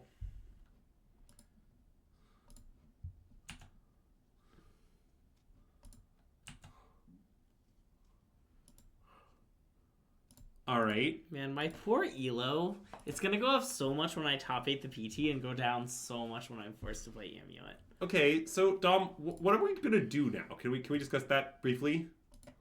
Okay, so what we're gonna do is we've made our land drop for the turn.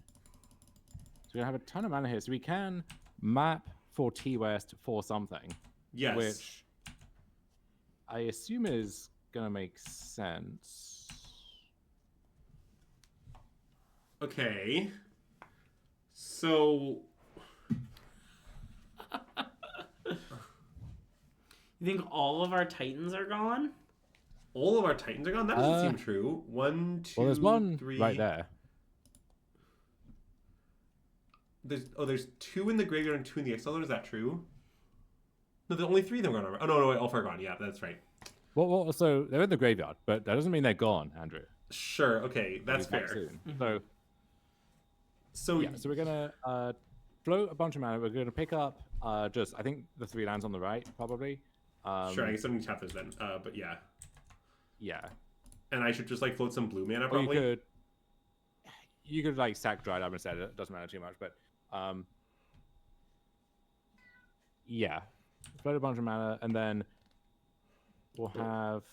I guess not. Should I make red? Sure. Yeah, make red. Okay. And then I'll just, I don't know, I'll pick up the Dried Arbor. I'll pick up Dried Arbor and a Crumbling Vestige and a Crumbling Vestige, maybe. Yeah. So we have 5, and then we 7, 9, 11. So hi, Dom's cat. I'll feed him in a second. So we have 5 floating, right? And then that will get us up to 12. So we have exactly enough to map a T-West for Pact, and then Pact for something and cast something if we want to. Sure. So yeah, let's do that. Okay. I like this plan so far. It seems like a good plan. I have a few concerns about the next few steps, but they'll hopefully be okay. Wait, hold up. You may have to change this plan. So the problem is, So one Lotus is gone. We have one left. We can't pact for Titan here. I guess we can pact for Grazer, but that doesn't. I mean, it could actually come to something in terms of like jumping up a mana or getting a land back into play. So, but we're spending a bunch of mana to do that, so that's not ideal. So maybe I I should just cast the Lumra then, or I guess I could shifting. Wait, I mean, when I get shifting Woodland, I shift Woodland into the Titan, and then I use and I haste the Titan with the hero balance. yeah, that's the plan effectively. Just thinking about how best to Already could have landed set that up. I So see. yeah, so I think we'll get the Talaria West. Okay. I don't understand the next step of the plan. Is what I've determined. Okay, so we're gonna keep the red floating and just cast Lumra. Okay, I like that part of the plan. That's what I was planning to do. Do you want to leave green, or do you want any other color in the pool in particular, or? I guess. I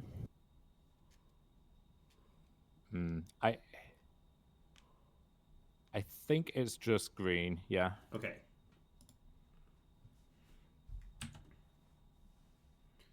All right, we got some lands. We got Echoing Deeps, Vesuva, and Quill Turf. So that makes 6 mana, if I wanted to. I can use Vesuva and Quill Turf. Says, that actually is. So that would let us bounce Lumra and then Lumra again, but then we wouldn't be able to haste it right away, which is a little also, annoying. what are we accomplishing by bouncing and replaying Lumra, really? Yeah, well, the answer would be like if we find Lotus, then the one Lotus that's left, we could go off that way. Okay. I mean, I can bounce replay Lumra if you want. I don't really know what I'm doing, but it seems fine. I mean, so wait, hold on. We got 4, 5, 6, 7, 8, 9, 10. There's not gonna be a way to like actually one shot with this, and I may have beefed it with mapping like without realizing what stuff was left exactly, but Okay, I propose we make many Urza Sagas. Well, Echoing Deeps cannot be an Urza Saga. Yes, it can. It can be a Vesuva that's an Urza Saga. Oh. Okay. yeah. So it's not I a don't great want to do that. Also, I mean, there's not too much value to like bouncing Crab, and then that seems irrelevant. Yeah. Yeah. Okay. Yeah. Okay, so you want to make a bunch of Urza Sagas? You're down, Dom, for my line? I'm down. I'm down. I mean, I don't love it, but I don't see a better play.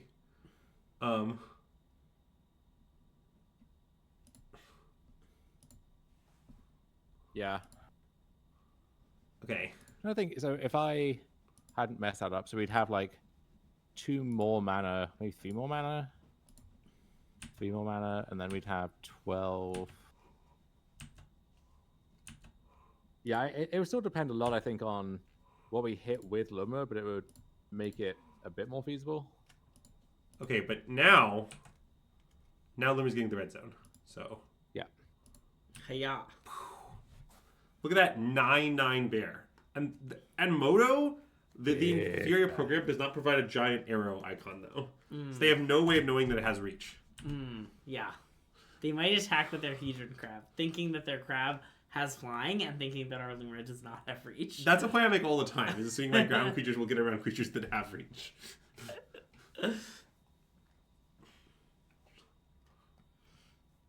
Okay. So one of my plans, and don't ask me questions about this plan, by the way, is... Oh, we're just dead right now? Nice. No? Okay. I mean, we can haste constructs at them. That's something. Is that enough? I guess it's just not. Wait, I drew Shifting Woodland. Hold on. But it comes to play tap because I bounced my forest last turn. Oh, God. Is that going to cost me? See, oh, no, Amulet. Andrew, you... thankfully, you have one of the namesake cards of the deck. Amulet Vigor in play, and as a result... Wait, so are they just dead? They are, right? Yes. Yes. Wow, we got him! So I just float one, and then I just find some random artifact, right?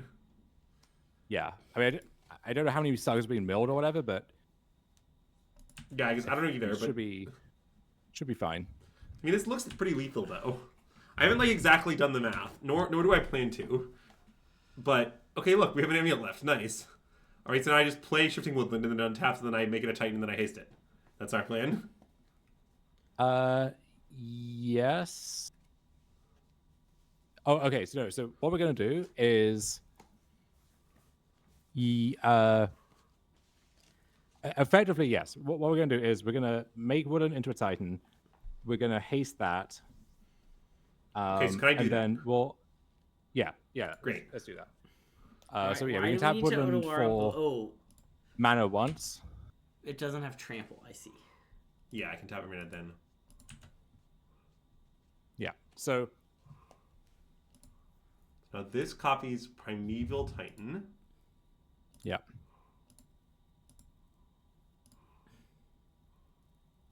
Okay. Okay. So now So I haste my Titan. you haste Titan, and we want to just trying to make sure. So we have Lotus and River left. So yeah, we'll do that, and then we'll, with this floating mana, we'll tap a Growth Chamber. We'll Odawara a crab, Okay. I'm with and you. then we'll attack, and then mid combat. So with the Titan trigger, we're gonna get Miracle and some other land, probably Lotus Field, but Okay. any land will do. I mean, that will shrink my Lumra. Keep that in mind. But then maybe that's fine. Well, what we're gonna do is we're gonna Miracle Lumra to make a copy. We'll keep the one that's attacking currently, and then that will get us we'll get Lotus Field Miracle. Okay. So we're gonna sack starting to see a the bounce vision. land, and then anything else. We'll make a copy. We'll keep the one that's attacking. The copy trigger will get everything back, including Odawara and a bounce land. We'll pick up Odawara, we'll bounce the other crab, and then Wow, this is nice. Yeah, it is nice. Wait, so what is this referring to? Okay, I'm not sure. I'll just float. I'll just do this. It's fine. Yeah, I think it's fine. I should have kept more Kelp. Well- No, I can tap this one once. Oh, okay. Just make sure. Yeah, make sure we're able to copy. I mean, you can just tap a saga for colors. That's fine. Just, you know.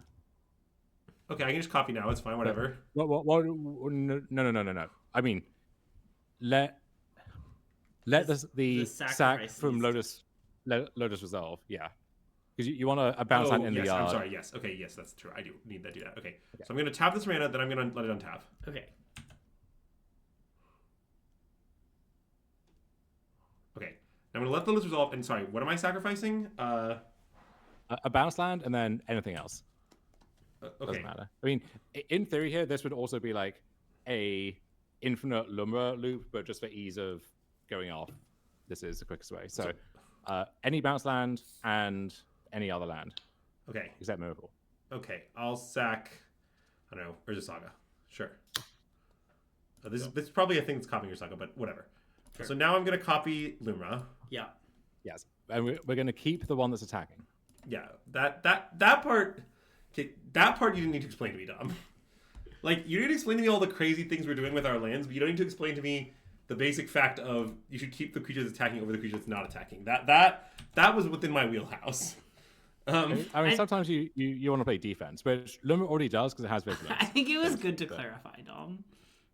Okay. Thank you.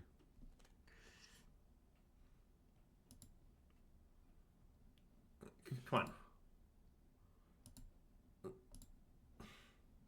Oh my god.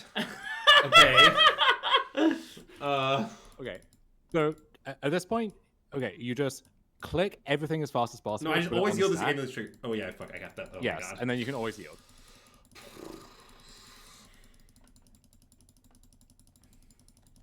The ordering of these just does not matter at all. Oh, this is very funny. Well, we're gonna get 12 minutes after game 1 against Mill. So, I don't see the issue. but we will have won. What are we gonna do with all this time? If Patrick Mahomes had this much time, he could win the Super Bowl still. I couldn't ask to play a Mr. Beast. What does that even mean? Okay. Patrick Holmes, thank you. I'm glad you enjoy my one joke. It's the only joke Greg has, so Yeah. he's got to make it good. Okay, so I make blue, then I bounce Otawara.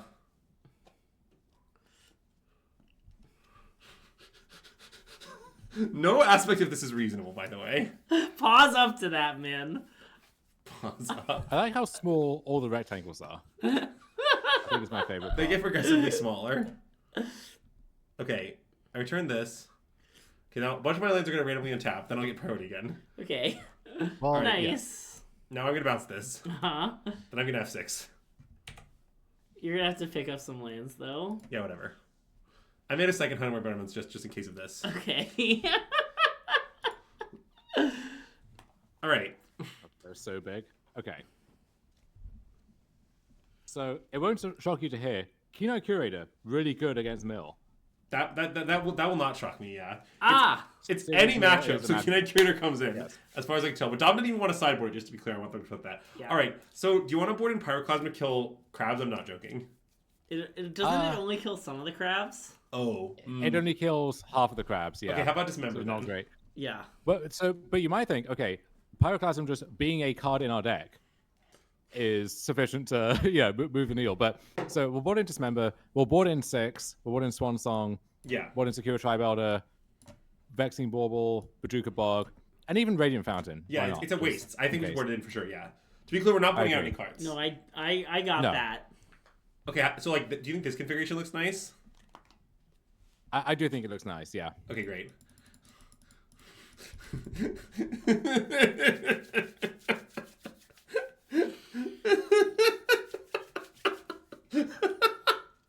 What's Elder for? Well, sometimes you might need to board in extra cards against Mill. Yeah. And for those times, there's Secret Elder. Oh, this hand seems good, Dom.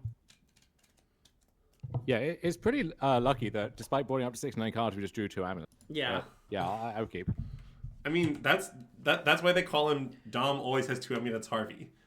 As many have called him. But this is invisible Dom always has 2 amulets, Harvey. That's true, good point. Also, good thing we didn't board in Pyroclasm. Okay, Yeah. So am I supposed to lead on Saga or Forest? I guess just Forest, maybe? Well, see, the weird thing with having 2 amulets is we ideally want our Woodland to come into play tapped if we end up wanting to, like, leverage that to jump up mana to cast Scapeshift. So I think I would... although, this might actually end up being a game where Construct Beatdown is not fake, as shocking as that sounds. So I think it is just Forest Amulet anyway. Well, you can make a construct on turn 2, right? With the No, because you would have sorry, to okay, tap you're the land that's in play. To, Yeah. yeah. Okay.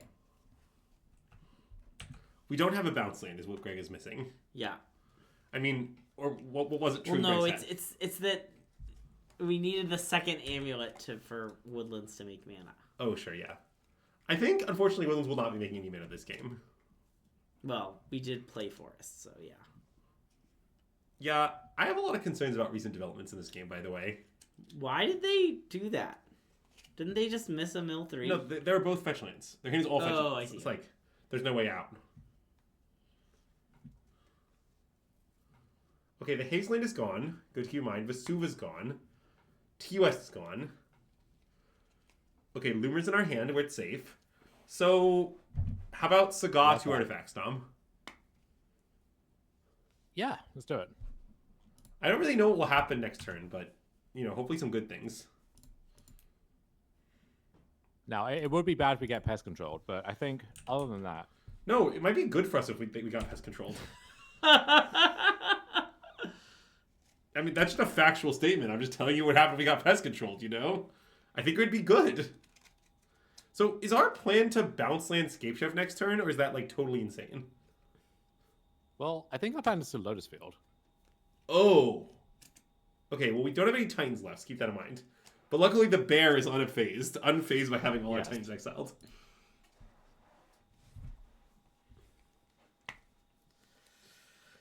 Now, what one issue potentially is we've milled one forest and we've drawn both of the others. So this Field of Ruin is just strip mine at this point. Okay, but they don't know that. That's true. Unless they're watching the stream, in which case, hello, thank you, like and subscribe. Yeah. Hello, comrade. Oh no, they're watching the stream. Wow. Wow. To be clear, it's unlikely they're fucked watching up. the stream. I also like they just extracted you and saw our deck. Yeah, they do know the truth. They do have means of knowing the truth. Oh my god. Wow, they're message senders. All right. Now the gloves are off. Ooh, okay. So Does that do anything? wait. So yes. So making sure all of our grazers and lotus fields haven't been randomly milled. Okay. 1, 2.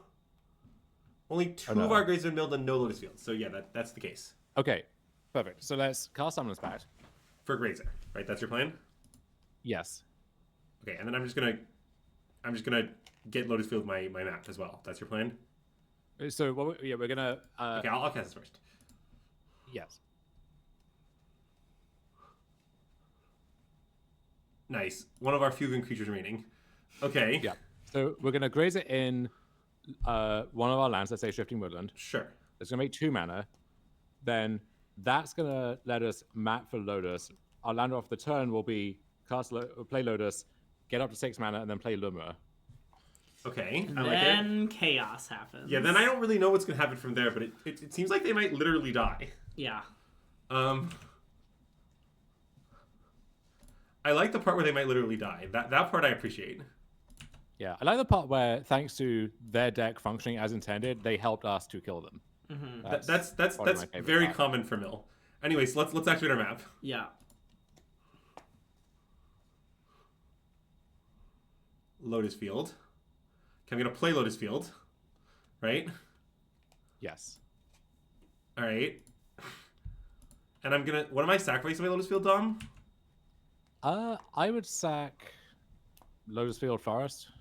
Okay. It's kind of nice to preserve the woodland in play, I suppose. Okay.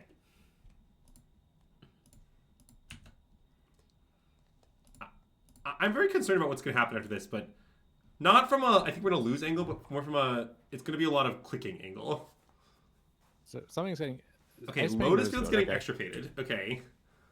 I mean, I guess that doesn't really do anything. I mean, maybe we can't loop now, but maybe we also don't need to. I don't know. Like, we still have a healthy 32 cards left. Like, we could just win by attacking Well, even, maybe. 28 cards. Sure, okay. We're also doing some of their work. Okay, now, so you know. what am I... This is going to be a nice sack of triggers. Okay. So what am I assuming? I guess Shifting see. Woodland, because I don't have a lot of options. Sure.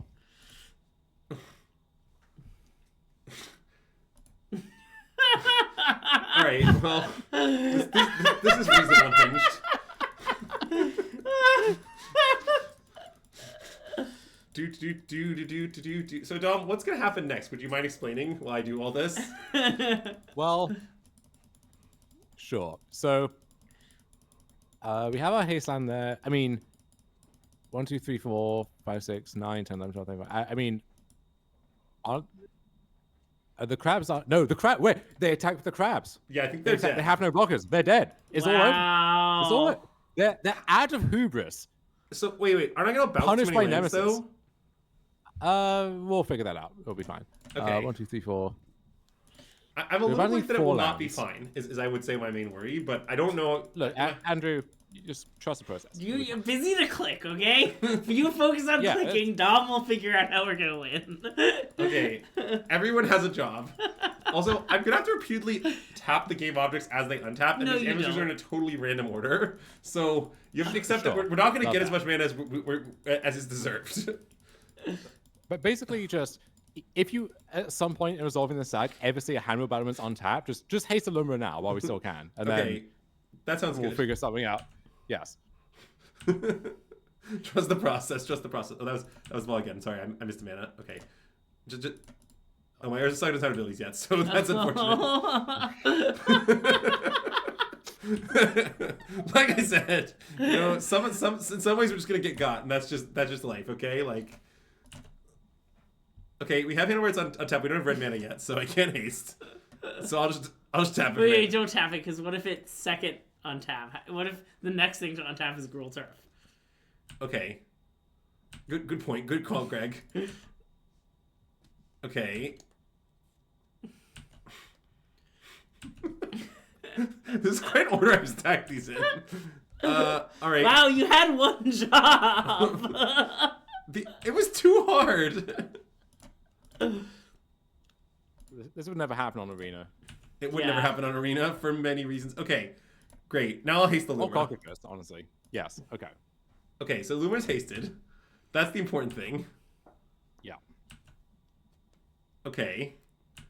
So now all my Urslag's resolved just in time. Just in time. The Gravy Castle. My bounce lands are about to resolve. Do I need to like do anything with that?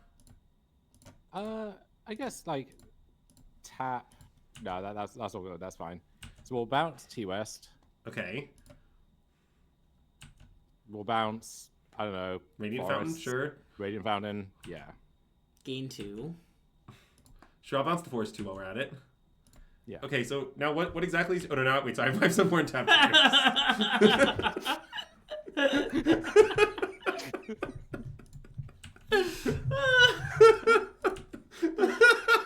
Okay. Now, so now. Okay. What's the plan That's now? Carscape Shift. Carscape Shift. Oh, no, why? How's Okay, that? but it's going to be a small scape shift. It's okay. So let's bound. Is that just like, I don't know, Bog and Saga and Dried Arbor? I don't know. Okay, sure. I've stacked those 3 lands. What am I getting? I get Mirror Pool, Okay. and then let's see. Do we have Dryads in the deck? No. No, but we can also just Dryad's in the graveyard, though. I can Shifting Willow into Dryad. you can, or you can just like pact for something else and then haste that, and we're good to go. So yeah, we're gonna get Mirror Pool. Let's get Valakut and get like Odawara. Odawara. Okay. Anything else? And just put Trigger on the stack very quickly. If we have enough mana, we can just yield through these. Okay. I mean, I think I can just make Dryad now, right? Or I don't know. You're gonna make Dryad. My Lumra's at 12/12? Yeah, Dryad and playing a land is enough. Yeah. Okay. I think we should take the very simple line I proposed of just turn this into Dryad, right? I agree. I think this is a beautiful game, honestly. I think we didn't haste the do Dryad anywhere too. near as much of this as that we did, but it's okay. Bolt you. Yes. And very important, haste the Dryad. Yeah. Yes. All right. That mana can empty. Okay. We're good.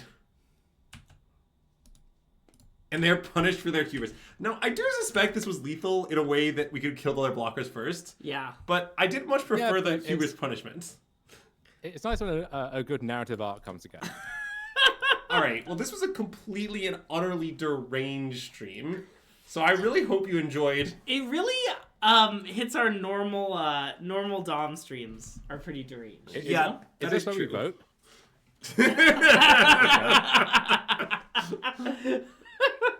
Okay, I would like to officially place my vote. Did someone else redeem open a chest? I did open one.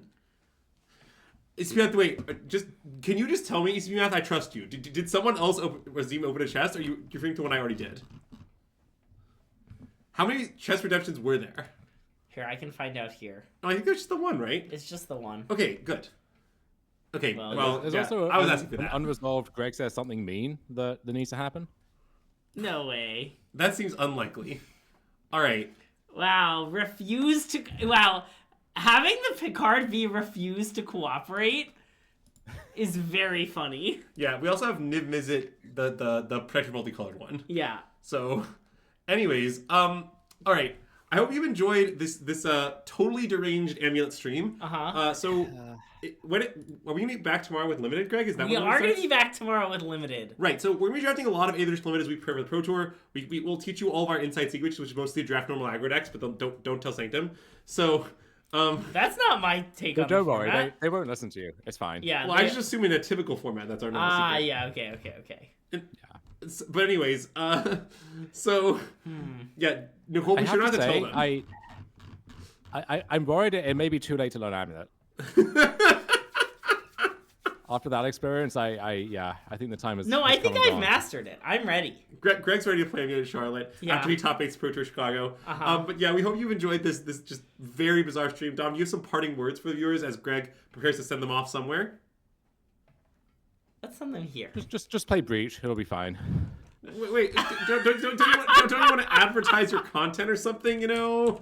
Like, talk about your Amulet guide and how, like, you're the greatest player in the history of the world and all that? I mean, you said it, not me. But anyway, if you prefer to learn through some kind of written medium, if you go to my pinned tweet, or I guess I haven't posted on Blue Sky yet, but when I do, I can pin it there. You can find the extensive Amulet Bible, which I have written for free, where you can learn all the tips and tricks. And then also, if you want something more specific, more timely, more granular, then you can find lists and sideboard guides for Amulet, and also many other decks, which I strongly considered for the tournament, over on my Patreon as well. So all the usual stuff in there. And yeah, I'm always a click away, just on socials, on Discord as well. If you have any just random questions, thoughts, always happy to chat. Yep. You can also come find Dom usually in the chat here at SystemMagic. Or in the SystemMagic community Discord. Oh yeah, that too. Which you can join by coming to our Patreon. Yes. All right. Oh, I do also a podcast with a friend of the stream, Azax, which you can find on Spotify, SoundCloud, wherever you get your podcasts. If you enjoy what I bring to the table, you enjoy what he brings to the table, then you can find a meeting of the minds, in that format too. Oh my god. Yeah. Classic. Yep. Thanks so much for tuning in. We're going to send you, if you're watching on Twitch, over to Isaiah MTG's stream. If you're watching on YouTube, you should, as Dom has said many times, like, subscribe, and let us know in the comments below if you think it's too late to learn Amulet. Thanks for tuning in. We'll see you next time, and SystemMagic out. Bye.